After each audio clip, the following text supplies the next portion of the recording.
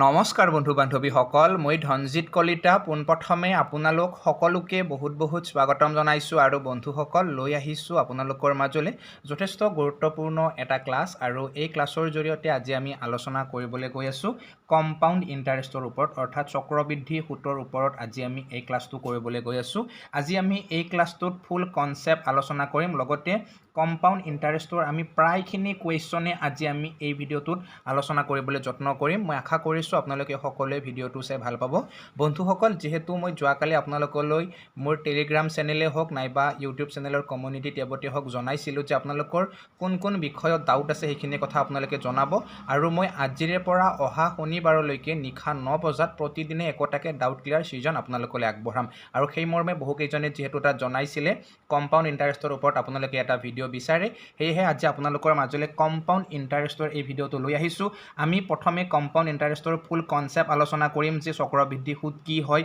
কেনেকুৱা ধৰণে চক্ৰবৃদ্ধি সুত উলিওৱা হয়, নাইবা চক্ৰবৃদ্ধি সুত উলিওৱা কিবা শ্বৰ্ট ট্ৰিক্স আছে নেকি, যদি আছে তেতিয়াহ'লে আমি সেইবিলাক কেনেকুৱা ধৰণে অৱলম্বন কৰিম, সকলোখিনি কথা আজি আমি এই ভিডিঅ'টোৰ জৰিয়তে আলোচনা কৰিবলৈ গৈ আছোঁ। মই আশা কৰিছোঁ আপোনালোকে সকলোৱে ভিডিঅ'টো চাই ভাল পাব। লগতে বন্ধুসকল, আপোনালোক সকলোকে জনাব বিচাৰিছোঁ যে যদি আপোনালোকে যিকোনো ধৰণৰ এডুকেশ্যনেল ইনফৰমেশ্যন, মেথছৰ বিভিন্ন ধৰণৰ কুৱেশ্যন এনচাৰ, আৰু যদি আপোনালোকে মেথছৰ মক টেষ্ট নাইবা কুইজত অংশগ্ৰহণ কৰিব বিচাৰে তেতিয়াহ'লে আপোনালোকে মোৰ টেলিগ্ৰাম চেনেলত জইন হ'ব পাৰে। লিংক ডেছক্ৰিপশ্যনত দিয়া আছে, লগতে এই ভিডিঅ'টোৰ পিন কমেণ্টৰ পৰা আপোনালোকে লিংক লৈ ল'ব পাৰিব। ঠিক আছে, গতিকে বন্ধুসকল এতিয়া আমি বহুত বিশেষ পলম নকৰি পোনে আজিৰ ভিডিঅ'টোৰ মূল বিষয়বস্তুৰ মাজলৈ আগবাঢ়িছোঁ। আৰু আজি আমাৰ মূল বিষয়টো কি হয়, ইয়াতে কম্পাউণ্ড ইণ্টাৰেষ্ট হয়নে, চক্ৰবৃদ্ধি সুত হয়। গতিকে চক্ৰবৃদ্ধি সুত মানে কেনেকুৱা? তো প্ৰথম কথা, ইয়াতে চক্ৰবৃদ্ধি সুত জনাৰ আগত আমি গম পাব লাগিব যে সুত আকৌ বেলেগ কিবাও আছে নেকি, হয়নে নহয়? চক্ৰবৃদ্ধি সুতেই আছে নে আকৌ আমি বেলেগ কিবাও সুত উলিয়াব পাৰোঁ? ডেফিনেটলি আমি বেলেগ কিবা সুতো উলিয়াব পাৰোঁ, হয়নে? যাক কি বুলি কোৱা হয়, সৰল সুত বুলি কোৱা হয়, অৰ্থাৎ চিম্পল ইণ্টাৰেষ্ট বুলি কোৱা হয়। গতিকে চিম্পল ইণ্টাৰেষ্টখিনিও আমি অকণমান হ'লেও তাৰ এটা আভাস সকলোৱে ধুনীয়াকৈ লৈ ল'ব লাগিব। তাৰ পিছতহে আমি কি পাম, ইয়াৰে কম্পাউণ্ড ইণ্টাৰেষ্টখিনি ধুনীয়াকৈ বুজি পাম। মই ফুল কনচেপ্ট আপোনালোকক বুজাই দি আছোঁ যে প্ৰথমে আপোনালোকে চাব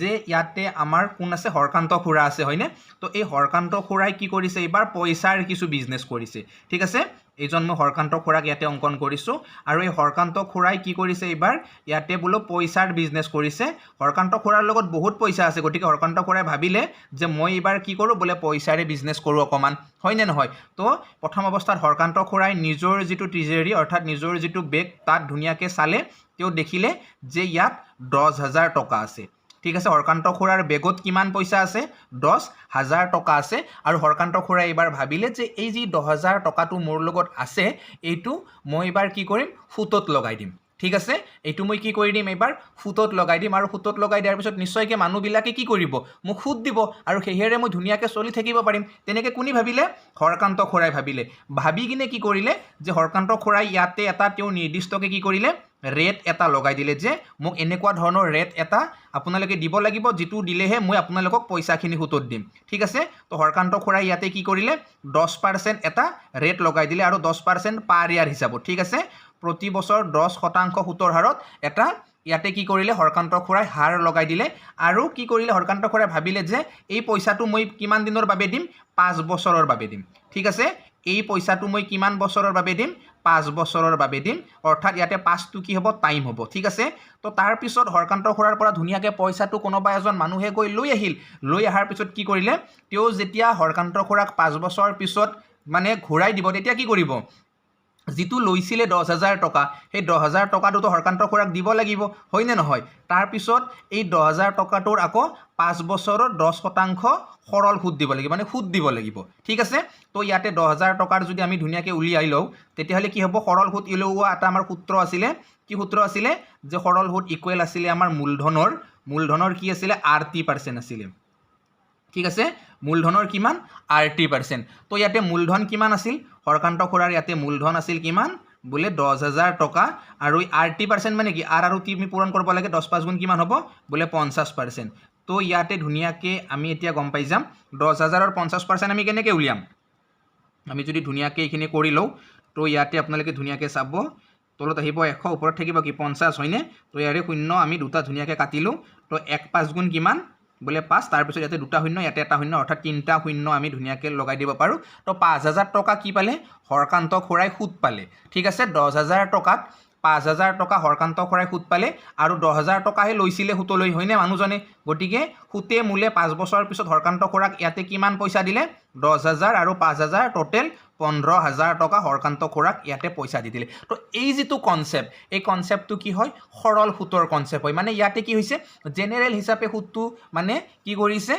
কাউণ্ট কৰিছে আৰু তেনেকুৱা ধৰণে ইয়াতে সুদটো ধাৰো মাৰিছে হয়নে এতিয়া চাওক যে এই সৰল সুতৰ কনসেপ্টখিনি যথেষ্ট সহজ কনসেপ্ট হয় আৰু এই কনসেপ্টটো প্ৰায় সকলে ধুনীয়াকৈ কৰিবও পাৰে কিন্তু হৰকান্ত খুৰাই এবাৰ মনে মনে ভাবিলে যে মই 5 বছৰৰ বাবে পইচাটো সুতত দিলোঁ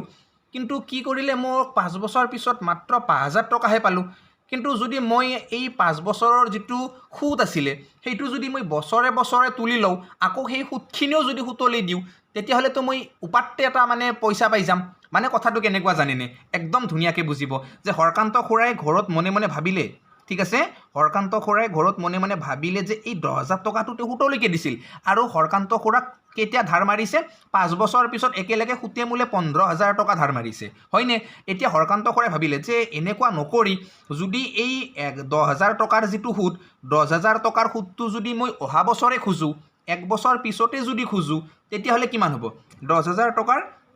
এক বছৰৰ সুদ কিমান হ'ব 10% হ'লে 1,000 টকা হ'ব হয়নে নহয় তো প্ৰথম বছৰৰ পৰা হৰকান্তই কিমান লৈছিল ইয়াতে হৰকান্তৰ পৰা পইচা লৈছিল 10,000 টকা তো এক বছৰ পিছত সুদ কিমান দিব লাগিব বোলে এক বছৰ পিছত 1,000 টকা সুদ দিব লাগিব তো 1,000 টকাটো যদি এক বছৰ পিছতে খুজি লয় তেতিয়াহ'লে তাৰ নেক্সট বছৰ এই 1,000 টকাটো আকৌ সুতত দিব পাৰিব তো এই 1,000 টকাটোৰ পৰা আকৌতো এটা এক্সট্ৰাকে 100 টকা সুদ পাব ন তো হৰকান্ত খুৰাই তেনেকৈ ভাবিলে যে এই 1,000 টকাটো মই বেলেগৰ ওপৰতে সুদ পাইছিলোঁ এইটোতো মোৰ পইচা নহয় মোক বেলেগে সুদহে দিছিলে তো এই বেলেগৰ সুদটো যদি মই আকৌ সুতত দিওঁ তেতিয়াহ'লে মইচোন ইয়াতে আকৌ 100 টকা এটা সুদ পাই যাম হৰকান্ত খুৰাই তেনেকৈ ভাবিলে ভাবি কিনে এইবাৰ কি কৰিলে যে নহ'ব মই যিটো প্ৰচেছত কাম কৰি আছোঁ এইটো প্ৰচেছত মই নকৰোঁ মই এইবাৰ অকণমান বেলেগ প্ৰচেছত কামটো কৰিবলৈ যাম মানে মই এইবাৰ কম্পাউণ্ড ইণ্টাৰেষ্ট লগাব যাম ইয়াতে চক্ৰবৃদ্ধি সুদ লগাব যাম তো আহি গ'ল হৰকান্ত খুৰাৰ তেনেকুৱা এটা আইডিয়া তো এইবাৰ হৰকান্ত খুৰাই কি কৰিলে যে 10,000 টকা হৰকান্ত খুৰাৰ লগত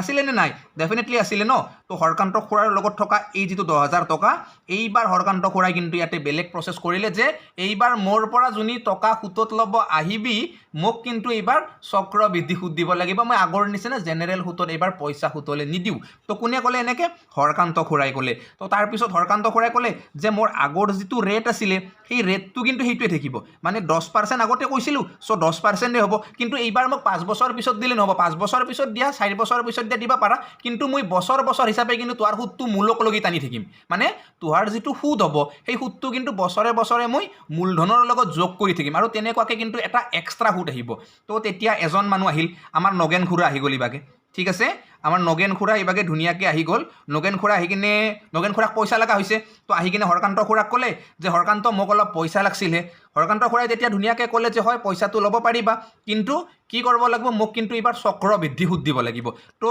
নগেন খুৰাই ক'লে এইটো আকৌ কেনেকুৱা বস্তু তুমিতো আগতে এনেকুৱা ধৰণে দিয়া নাছিলা তুমি জেনেৰেলভাৱেহে দিছিলা পইচাটো তো তেতিয়া হৰকান্ত খুৰাই নগেন খুৰাক ধুনীয়াকৈ কথাটো ক'লে যে প্ৰচেছটো কেনেকুৱা জানেনে যে মোৰ পৰা তুমি 10,000 টকা পইচা ল'বা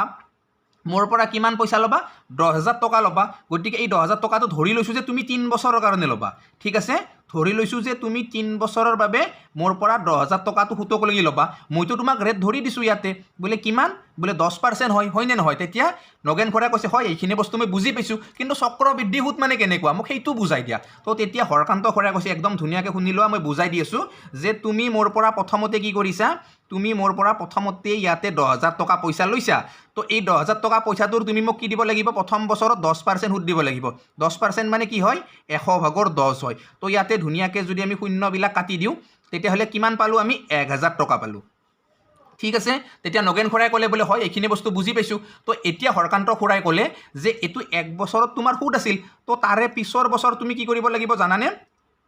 এই 1,000 টকাটোৰ আকৌ মোক সুদ দিব লাগিব তো মূলধন তুমি মোৰ পৰা লৈছিলা 10,000 টকা তো এক বছৰ পিছত তোমাৰ সুদ হ'ল 1,000 টকা তো তাৰে পিছৰ বছৰ তুমি মোক 11,000 টকাৰ সুদ দিব লাগিব কিমানৰ সুদ দিব লাগিব মোক 11,000 টকাৰ সুদ দিব লাগিব আৰু 11,000 টকাৰো তুমি মোক সুদ কিমান দিব লাগিব সেই 10% সুতেই কিন্তু দিব লাগিব ঠিক আছে তো এতিয়া ইয়াতে চাওক 11,000 টকাৰ 10% সুদ কিমান হ'ব 1,100 হ'ব হয়নে নহয় 11,000 টকাৰ 10% সুদ 1100 হ'ব আগতে মূলধন কিমান আছিলে বোলে বৰ্তমান মূলধনটো গম পালোঁ 11,000 আছিল প্ৰথমতে 10,000 টকা লৈছিল কিন্তু প্ৰথম বছৰৰ সুদটো ক'ত গুচি গ'ল মূলত গুচি গ'ল 11,000 হ'ল তো 2 নম্বৰ বছৰত আকৌ ইয়াতে কি পালে সুদ পালে কিমান 1100 তো 11,000ৰ লগত যদি 1100 আকৌ সুদ যোগ কৰি দিয়ে কিমান হ'ব বোলে এইবাৰ সুদটো মূলক যদি যায় তেতিয়াহ'লে কিমান হ'ব ইয়াতে 12,100 টকা হ'ব হয়নে তো 3 নম্বৰ বছৰত গম পালে যে মূলধন কিমান হ'ল ইয়াতে 12,100 টকা হ'ল তো 3 নম্বৰ বছৰত কি কৰিব লাগিব এই 12,100 টকাটো সুদ দিব লাগিব কিমান দিব লাগিব বোলে আকৌ সেই 10% কৈছে ইয়াতে হয়নে নহয় তো 10% মানে কি হয় ইয়াতে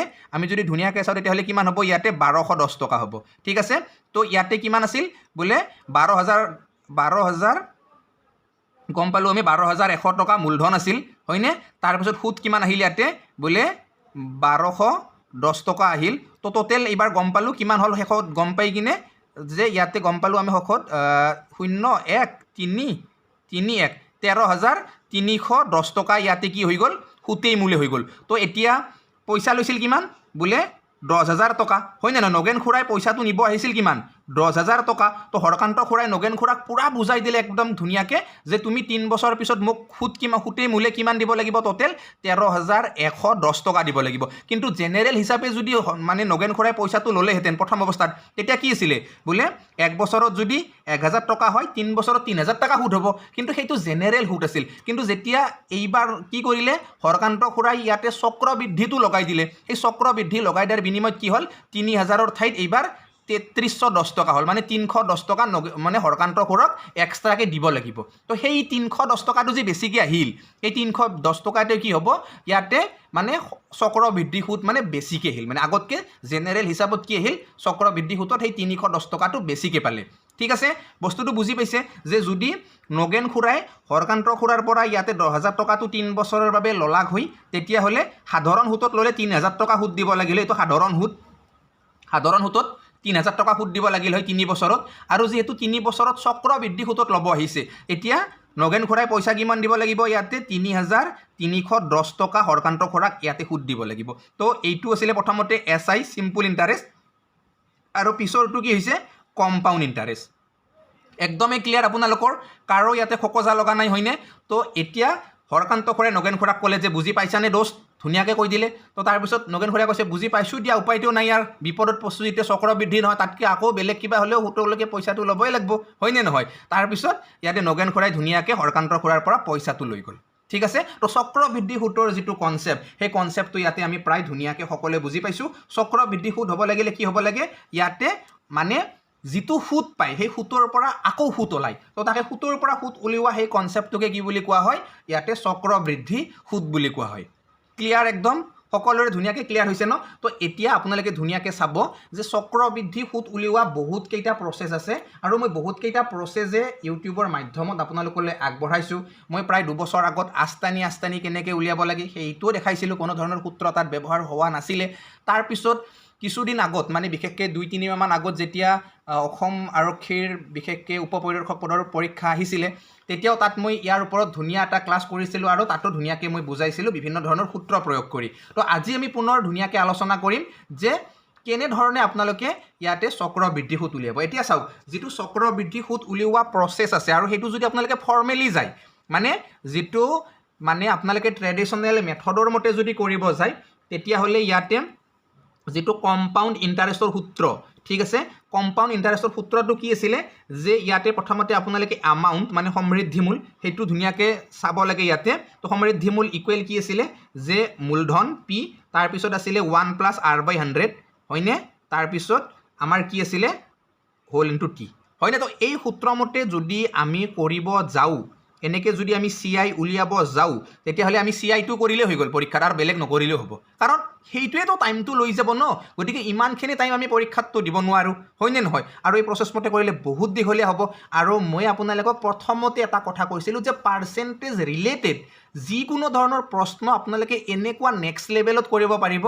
1 মিনিটৰ কুৱেশ্যন 10 ছেকেণ্ডত কৰিব পাৰিব ঠিক তেনেকুৱা মানে গতিকে ডেফিনেটলি আমি তেনেকুৱা এটা লেভেললৈকে শিকি গৈ থাকিম আমি বহুত বেছিকত কনচেপ্টটো ষ্টাৰ্ট কৰিছোঁ আৰু এতিয়া লাহে লাহে আমি ওপৰলৈকে উঠি যাম ঠিক আছে তো ইয়াতে আপোনালোকে চাব প্ৰথম কথা যে এই চক্ৰবৃদ্ধি সুদ কেনেকুৱা এটা মূলধন আছিলে হয়নে নহয় হৰকান্ত খুৰাৰ এই 10,000 টকাটো মূলধন আছিলে আছিলে নে বোলে হৰকান্ত খুৰাৰ এই 10,000 টকাটো মূলধন আছে তো এই 10,000 টকাটোৰ ওপৰতে বাৰে বাৰে বছৰে বছৰে সুদ পাই আছে নে এই 10,000 টকাটোৰ ওপৰতে বাৰে বাৰে বছৰে বছৰে কি পাই আছে ইয়াতে সুদ পাই আছে গতিকে এটা বস্তুৰ ওপৰত যেতিয়া বহুতবাৰ এটা পাৰ্চেন্টেজ ওলায় তেতিয়া তাক কি বুলি কোৱা হয় সাকসেসিভ পাৰ্চেন্ট বুলি কয় ক্ৰমাগত শতাংশ বুলি কয় এতিয়া আপোনালোকে ধুনীয়াকৈ চাব এই যে সাকসেসিভ কি হয় একচুৱেলি ঠিক আছে এই যেটো বাৰম্বাৰ ওলিওৱা যেটো প্ৰসেস হেতু সাকসেসিভ কি হয় নিশ্চয় বহু সংখ্যকে বুজি আহিছে আপোনালোকে মোৰ আগৰ ভিডিঅ'সমূহৰ জৰিয়তে মইতো বহুত ধুনীয়াকৈ হেবিলাক বুজাইছিলো হয়নে সাকসেসিভ কেনেকৈ উলিয়াই 2 বছৰৰ সাকসেসিভৰ বাবে সূত্ৰ আছিলে বা 2 বছৰতকৈ যদি আমি বেছিকৈ যাও তেতিয়াহলে আমি ৰেশিও মেথড ব্যৱহাৰ কৰিছিলো হয়নে তো কেনেকৈ ৰেশিও মেথড ব্যৱহাৰ কৰিছিলো মানে ইয়াৰে আপোনালোকে ধুনীয়াকৈ চাব মই ইয়াতে একদম ধুনীয়াকৈ বুজাই দি আছো যে প্ৰথম কথা আপোনালোকে ইয়াতে কনসেপ্ট 1 বুলি লিখিব পাৰে কনসেপ্ট 1 আপোনালোকে ধুনীয়াকৈ লিখিব এই কনসেপ্টত আমি ধুনীয়াকৈ বুজিম সাকসেসিভৰ দ্বাৰা পোৱা এই ৰেশিও মেথডটো আমি ধুনীয়াকৈ বুজিম ঠিক আছে আপোনালোকে ধুনীয়াকৈ লিখি ল'ব পাৰিব এটো ৰেশিও মেথড ঠিক আছে তো এই ৰেশিও মেথডটো কি হয় ৰেশিও মেথড মানে প্ৰথম কথা ইয়াতে যেহেতু সাকসেসিভ লাগিব মানে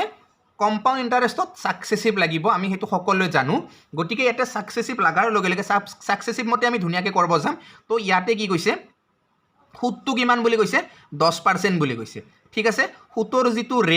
ৰেটটো আমাক কিমান দিছে 10% বুলি কৈছে হৰকান্তই হয়নে তাৰ পিছত টাইমটো কিমান দিছে ইয়াতে টাইমটো দিছে 3 বছৰ ঠিক আছে টাইমটো দিছে কিমান 3 বছৰৰ বাবে আৰু মনত ৰাখিবা এই ৰেশিও বিলাক সদায় হোল ইয়াৰৰ বাবে আপোনালোকে ব্যৱহাৰ কৰিব লাগিব ঠিক আছে মই বাৰু পিছত বুজাম মাহিলি হলে কনসেপ্ট বিলাক কেনেকুৱা হয় কেতিয়াবা 6 মাহৰ মূৰে মূৰে সুদ গণনা হয় হয়নে নহয় তো হেনেকুৱা কনসেপ্ট বিলাক মই ধুনীয়াকৈ আপোনালোকক বুজাম কিন্তু বৰ্তমান আপোনালোকে ধুনীয়াকৈ শিকিলক যে হোল ইয়াৰছৰ বাবে 2 বছৰ 3 বছৰ 4 বছৰ এনেকুৱা ধৰণৰ কনসেপ্টসমূহৰ বাবে আপোনালোকে এখিনি ধুনীয়াকৈ লগাব পাৰিব তো ইয়াতে চাওক 10% ক যদি আমি ভগ্নাংশলৈকে বনাই লও তেতিয়া 10% মানে কি হ'ব বলে 10% মানে 10/1 এতিয়া চাওক ইয়াতে আমি ৰেশিও মেথড ব্যৱহাৰ কৰিম তো ৰেশিও মেথডে কাক ৰিপ্ৰেজেন্ট কৰিব প্ৰথম কথা হৈছে হেতু তো ৰেশিও মেথডৰ কোৱাৰ লগে লগে এই যেটো 10/1 আমি পালো 10%ৰ পৰা 10/1 পালো তো ইয়াতে 10 টো যদি মূলধন হয় 10 টো যদি মূলধন হয় তেতিয়াহলে 10ত 1 কি পাব বলে 10ত 1 সুদ পাব হয়নে নহয় তো 10 একে 11 যেটো হ'ব হেতু সুতে মূলে যোগ হৈ কিনে কি হ'ব সমৃদ্ধি মূল হ'ব নে নহব ডেফিনেটলি হ'ব একদম ধুনীয়াকৈ বুজি ল'ব যে প্ৰথম অৱস্থাত মূলধন মই ইয়াতে ধুনীয়াকৈ লিখিছো যে মূলধন যদি এজন মানুহৰ কিমান আছে এজন মানুহৰ যেটো মূলধন সেই মূলধনটো যদি ইয়াতে 10 আছে ঠিক আছে মই বাৰু অকমান ওপৰলৈকে নোটটো দি দিছো যে ইয়াতে মূলধনটো যদি এজন মানুহৰ 10 আছে 10 ৰেশিও মূলধন আছে আৰু 10 ৰেশিওত 1 ৰেশিও কি পাইছে সুদ পাইছে তো হেতু সুতে মূলে যাই কিনে কি হ'ব বলে সুতে মূলে গৈ কিনে এটা সময়ত সমৃদ্ধি মূল হ'ব অৰ্থাৎ এমাউন্ট হ'ব এমাউন্টটো কিমান হ'ব 11 হ'ব ঠিক আছে তো ইয়াতে ৰেশিও মেথড ব্যৱহাৰ কৰাৰ লগে লগে আমি কি পাম মূলধন আৰু সমৃদ্ধি মূলৰ ৰেশিও পাম এই বস্তুটো কিন্তু আপোনালোকে ধুনীয়াকৈ সকলোৱে মনত ৰাখিব কাৰ ৰেশিও পাম মূলধন আৰু সমৃদ্ধি মূলৰ ইয়াতে আমি ৰেশিও পাম তো প্ৰথম বছৰ ইয়াতে 10ৰ পৰা 11 হল প্ৰথম বছৰত 10% সুদ পালে সেকেন্ড বছৰতো 10% সুদ পাব হয়নে নহয় তো সেকেন্ড বছৰতো ইয়াতে 10ৰ পৰা 11 হ'ব 3 নম্বৰ বছৰত বলে সেই বছৰতো সুদ পাব 10% তো সেই বছৰ কি হ'ব 10ৰ পৰা 11 হ'ব তো ইয়াতে সাকসেসিভ ব্যৱহাৰ কৰিব লাগিলে কি আছিল থিয়কে পূৰণ কৰিব লগা আছিল তো ইয়াতে 10 গুণ 100 110 গুণ কিমান বলে 1000 তো ইয়াতে মূলধনৰ যেটো ৰেশিও হেতু আমি কিমান পালো 1000 পালো তাৰ পিছত ইবাগে যদি আমি চাও তেতিয়া হলে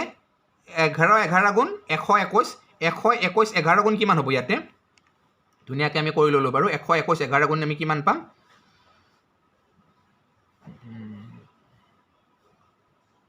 1331 পাম ন তো ইয়াতে আমি কিমান পালো 1331 পাই গলো ধুনীয়াকৈ ক্লিয়াৰ সকলোৰে যে আমি গম পালো যে 3 বছৰৰ বাবে যদি 10% সুতত দিয়া হয় তেতিয়া হলে মূলধনৰ যেটো ৰেশিও হেতু হ'ব কিমান 1000 আৰু সুতৰ যেটো ৰেশিও হেতু কিমান হ'ব ইয়াতে 1331 ঠিক আছে ক্লিয়াৰ ইয়ালৈকে এতিয়া হৰকান্ত খুৰাৰ পইচাটো কিমান আছিল বলে হৰকান্ত খুৰাৰ পইচাটো আছিল 10000 আৰু ইয়াতে আমি কি পাইছো ৰেশিও হিচাপে বলে ইয়াতে ৰেশিও হিচাপে আমি পাইছো কিমান 1000 ঠিক আছে এতিয়া এই যেটো 1000 আমি ৰেশিও পালো এই 1000 ৰেশিও তাৰ মানে হৰকান্ত খুৰাৰ এই 10000 টকাটো হয় ঠিক আছে তো এটা 1 ৰেশিও মানে কিমান হ'ব 1000 মানে যদি 10000 হয় 1 মানে তেতিয়া হলে 10 হ'ব হয় নে নহয় তো সুতে মূলে কিমান পাব পিছত ঘুৰাই 1331 1 মানে যদি 10 হয় 1331 মানে কিমান হ'ব এতিয়া 1331 মানে তেতিয়া হলে কি হ'ব 13310 হ'ব হয় নে 13,310 হৈ যাব। সো দেখিছে আপোনালোকে কোনো ধৰণৰ আমি সূত্ৰ ব্যৱহাৰ কৰা নাই, সিধা সিধি আমি মূলধন আৰু সমৃদ্ধিমূলৰ ৰেচিঅ' ব্যৱহাৰ কৰিছোঁ, কৰি কিনে আমি ইয়াতে ধুনীয়াকৈ এনসাৰটো ওলাই দিছোঁ। ঠিক আছে, পুৰা ক্লিয়াৰ সকলোৰে। আৰু এই ৰেচিঅ' মেথডটোৰ কি আছে জানেনে, সাংঘাতিক বেনিফিটো আছে। কি বেনিফিট আছে যে ইয়াতে কেৱল 10% বুলিয়ে নহয়, মানে ভাল পাৰ্চেণ্টেজৰ লগতে আপোনালোকে বেয়া পাৰ্চেণ্টেজখিনিও ধুনীয়াকৈ কৰিব পাৰে। ঠিক আছে, যে আপোনালোকে ধুনীয়াকৈ ভালৰ লগত বেয়া পাৰ্চেণ্টখিনি ধুনীয়াকৈ কৰিব পাৰে। যেনে যদি আপোনালোকক কয় 12.5%, যদি আপোনালোকক কয় সুতৰ হাৰটো 16.66%, যদি আপোনালোকক কয় সুতৰ হাৰটো কি বুলি কয় 37.5%, তো তেতিয়াহ'লে আপোনালোকে কৰিব পাৰিব। কেনেকৈ কৰিব, প্ৰথমতে পাৰ্চেণ্টেজটো আপোনালোকে ক'লৈকে কনভাৰ্ট কৰিব লাগিব, ফ্ৰেকশ্যনলৈকে কনভাৰ্ট কৰিব লাগিব, আৰু তাৰপিছত ৰেচিঅ' মেথড লগাই দিব, এনসাৰ আপোনালোকে পাই যাব ধুনীয়াকৈ। তো কনচেপ্টখিনি ক্লিয়াৰ হৈছে হয়নে? এইখিনিলৈকে আমি যিখিনি পঢ়িলোঁ, মানে কম্পাউণ্ড ইণ্টাৰেষ্টৰ যিটো প্ৰথম কনচেপ্ট আছিলে আমাৰ ৰেচিঅ' মেথড, সেই ৰেচিঅ' মেথডটো আমি একদম ধুনীয়াকৈ সকলোৱে ক্লিয়াৰ কৰিব পাৰিছোঁনে? মই বাৰু ইয়াতে আপোনালোকৰ বাবে এটা বেয়া পাৰ্চেণ্টেজৰ সূত্ৰ মানে প্ৰশ্ন ল'ম বুলি ভাবিছোঁ। যদি বেয়া পাৰ্চেণ্টেজৰ প্ৰশ্ন আমি এটা লওঁ, তেতিয়াহ'লে ইয়াতে আপোনালোকে ধুনীয়াকৈ চাব, 2 বছৰৰ বাবে লৈছোঁ। ঠিক আছে, যে আপোনালোকে ধুনীয়াকৈ চাব, আমি ৰেচিঅ' মেথড ব্যৱহাৰ কৰিম। ইয়াতে হৰকান্ত খুৰাৰ যিটো মূলধন, এই মূলধনটো এইবাৰ কিমান আছে, 6,400 টকা এইবাৰ হৰকান্ত খুৰাৰ মূলধন আছে। ঠিক আছে, আৰু হৰকান্ত খুৰাই ইয়াতে যিটো ৰেট লগাইছে, সুতৰ যিটো ৰেট লগাইছে, ৰেটটো লগাইছে এইবাৰ কিমান, 12.5% লগাই দিছে। ঠিক আছে, এই ৰেটটো এইবাৰ কিমান লগাইছে, 12.5% লগাই দিছে। আৰু টাইমটো ইয়াতে কিমান কৰিছে, এইবাৰ টাইমটো দিছে এইবাৰ 2 বছৰৰ বাবে। ঠিক আছে, টাইমটো কি কৰিছে, 2 বছৰৰ বাবে ইয়াতে টাইমটো লগাই দিছে। গতিকে আমাক কৈছে যে ইয়াতে যিটো চক্ৰবৃদ্ধি সুদ, সেই চক্ৰবৃদ্ধি সুদটো কিমান হ'ব। তো একদম প্ৰথম কথা, ইয়াতে আমি কি কৰিব লাগে, প্ৰথমতে পাৰ্চেণ্টেজটো ফ্ৰেকশ্যনলৈকে কনভাৰ্ট কৰিব লাগে, হয়নে? তো ইয়াতে 12.5টো যদি আমি ফ্ৰেকশ্যনলৈকে কনভাৰ্ট কৰোঁ, তেতিয়াহ'লে কি হ'ব, 8/1 হ'ব ভগ্নাংশত, হয়নে নহয়? তো এতিয়া যিহেতু ইয়াতে আমি মূলধন আৰু সমৃদ্ধিমূলৰ ৰেচিঅ' পাম, গতিকে মূলধন যদি 8 আছিলে, তেতিয়াহ'লে সুতে মূলে কি হ'ব, 9 হ'ব 12%ত। ছেকেণ্ড বছৰো কি হ'ব, 8ৰ পৰা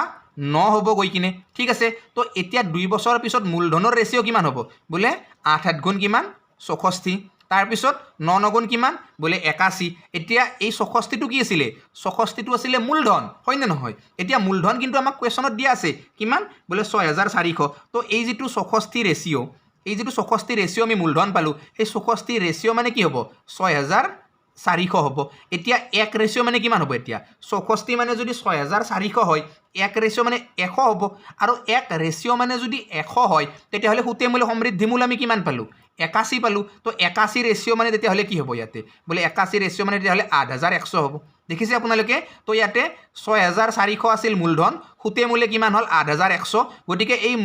মূলধনৰ পৰা সমৃদ্ধিমূললৈকে যিখিনি গৈছে, এইখিনি কি হ'ব, এইখিনি হ'ব ইয়াৰে সৰল সুদ, বাৰু চক্ৰবৃদ্ধি সুদ, হয়নে? এইখিনি কি হ'ব, কম্পাউণ্ড ইণ্টাৰেষ্ট। তো ইয়াতে কম্পাউণ্ড ইণ্টাৰেষ্ট কিমান পাব, 8,100ৰ পৰা 4,600 বিয়োগ কৰিলেও আপোনালোকে পাব। নাইবা যদি আপোনালোকে ইয়াতে যিটো 81 আছে, সেই 81টো কি আছিলে, সমৃদ্ধিমূল, আৰু সেই 81টোৰ পৰা যদি আপোনালোকে ইয়াতে চক্ৰবৃদ্ধি সুদটো বিয়োগ কৰি দিয়ে, উল্টাকৈ ক'লোঁ, আকৌ এবাৰ উল্টা লাগিলে উল্টাই লাগে ন, মানে 81টো আছিলে আপোনাৰ সমৃদ্ধিমূল, সমৃদ্ধিমূলৰ পৰা যদি মূলধন বিয়োগ কৰি দিয়ে, তেতিয়া কি পাব, কম্পাউণ্ড ইণ্টাৰেষ্ট পাব। তো 81ৰ পৰা 64 বিয়োগ কৰিলে কিমান পাব, বোলে 81ৰ পৰা 64 বিয়োগ কৰিলে 17 পাব। 17 ৰেচিঅ' আপুনি কি পালে, কম্পাউণ্ড ইণ্টাৰেষ্ট পালে। তো 1 ৰেচিঅ' মানে কিমান, ইয়াতে 100 হয়। তো 17 ৰেচিঅ' মানে কিমান হ'ব, 1700 হ'ব। তো দেখিছে আপোনালোকে, ভগ্নাংশটো যদি আপোনালোকক পাৰ্চেণ্টেজ দিয়ে, তেতিয়াও কোনো ধৰণৰ টেনশ্যন নাই, আপোনালোকে এই প্ৰচেছটোৰ জৰিয়তে ধুনীয়াকৈ কৰিব পাৰিব। ঠিক আছে, বুজি পাইছে, ক্লিয়াৰ হৈছে আপোনালোকৰ ধুনীয়াকৈ সকলোখিনি। মই আশা কৰিছোঁ একদম ধুনীয়াকৈ সকলোৱে কনচেপ্টটো ক্লিয়াৰ কৰিব পাৰিছে। আমি প্ৰথম কনচেপ্ট ইয়াতে কি ক্লিয়াৰ কৰিলোঁ, যে কম্পাউণ্ড ইণ্টাৰেষ্টৰ যিটো ৰেচিঅ' মেথড আছিলে, সেই ৰেচিঅ' মেথডখিনি আমি একদম ধুনীয়াকৈ ক্লিয়াৰ কৰিলোঁ। আৰু ৰেচিঅ' মেথডৰ পৰা প্ৰশ্ন পৰীক্ষাত আহিলে আমি একদম ধুনীয়াকৈ পাৰিম।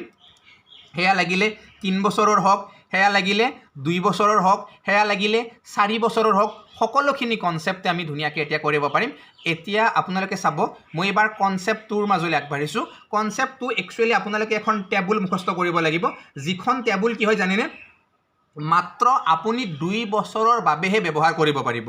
মনত ৰাখিব আপোনালোকে যে এইবাৰ আমি এটা সেকেন্ড কনসেপ্ট কৰিবলৈ গৈ আছোঁ, যিটো কনসেপ্ট আপোনালোকে কেৱল মাত্ৰ 2 বছৰৰ বাবে ব্যৱহাৰ কৰিব পাৰিব। অৰ্থাৎ যদি আপোনালোকক কয় যে 2 বছৰৰ চক্ৰবৃদ্ধি সুদ উলিওৱা, তেতিয়াহ'লে আপোনালোকে মাত্ৰ 10 ছেকেণ্ডতে উত্তৰ কৰিব পাৰিব। মানে তেনেকুৱা লেভেললৈকে মই আপোনালোকক লৈ গৈ আছোঁ। আপোনালোকে ধুনীয়াকৈ মোৰ লগে লগে গৈ থাকক মাত্ৰ। বন্ধুসকল, এইবাৰ আপোনালোকে ধুনীয়াকৈ সকলোৱে এই কনসেপ্টটো ক্লিয়াৰ কৰি ল'ব। মই অকণমান আগতে আপোনালোকক কৈ ল'লোঁ যে এই যিটো কনসেপ্ট হয়, এই কনসেপ্টটো কি হয়, কেৱল 2 বছৰৰ বাবেহে হয়। অৰ্থাৎ 2 বছৰৰ বাবে যদি আপোনালোকক চক্ৰবৃদ্ধি সুদ উলিয়াব দিয়ে, তেতিয়াহ'লে আপোনালোকে মাত্ৰ 5 ছেকেণ্ডতে কৰিব পাৰিব। আৰু 5 ছেকেণ্ডত কৰিব লাগিলে আপোনালোকে এই কনসেপ্টটো ধুনীয়াকৈ বুজি উঠিব লাগিব। ঠিক আছে, তো আমি অকণমান আগতে পঢ়ি আহিছোঁ যে এই যিটো চক্ৰবৃদ্ধি সুদ, এইটো কি হয়, এইটো এটা মূলধনৰ ওপৰত বাৰে বাৰে পোৱা সুদ। অৰ্থাৎ ইয়াতে কি হয়, সাকসেসিভ কেছটো ইউজ কৰিব পাৰোঁ আমি, হয়নে? আৰু তেনেকুৱা ধৰণে আমি প্ৰথমটো কনসেপ্ট পঢ়ি আহিছোঁ, সাকসেসিভৰ ৰেচিঅ' মেথড। আৰু ইয়াতো আমি সেইটোৱে কৰিম যে যিহেতু ইয়াতে 2 বছৰৰ বাবে বুলি আমাক ধৰি দিছে, 2 বছৰৰ বাবে আমি ডাইৰেক্টলি কি উলিয়াব পাৰোঁ, ইয়াতে কম্পাউণ্ড ইণ্টাৰেষ্টৰ এটা ৰেট উলিয়াব পাৰিম। মানে কম্পাউণ্ড ইণ্টাৰেষ্টৰ পাৰ্চেণ্ট ডাইৰেক্টলি আমি উলিয়াব পাৰিম। মানে চাওক, কুৱেশ্যনটোত আমাক এটা মূলধন দিয়া থাকিব, হয়নে নহয়? মূলধন এটা আমাক দিয়া থাকিব, আমাক এটা ৰেট দিয়া থাকিব, আমাক টাইম দিয়া থাকিব, কিন্তু আমাক উলিয়াব দিব কি, আমাক উলিয়াব দিব CI। ঠিক আছে, কিন্তু এই CIটো আমি ডাইৰেক্টলি উলিয়াব পাৰিম, ডাইৰেক্ট পাৰ্চেণ্টৰ দ্বাৰা উলিয়াব পাৰিম। ঠিক আছে, কেনেকৈ সেই বস্তুটো ধুনীয়াকৈ আমি বুজি লৈ আছোঁ এইবাৰ। যে ইয়াতে আপোনালোকে ধুনীয়াকৈ চাব, ইয়াৰ বাবে আপোনালোকে এটা সূত্ৰ মনত ৰাখিব লাগিব, যিটো সূত্ৰ হৈছে সাকসেসিভৰ সূত্ৰ। ঠিক আছে, সাকসেসিভৰ ফৰ্মুলা।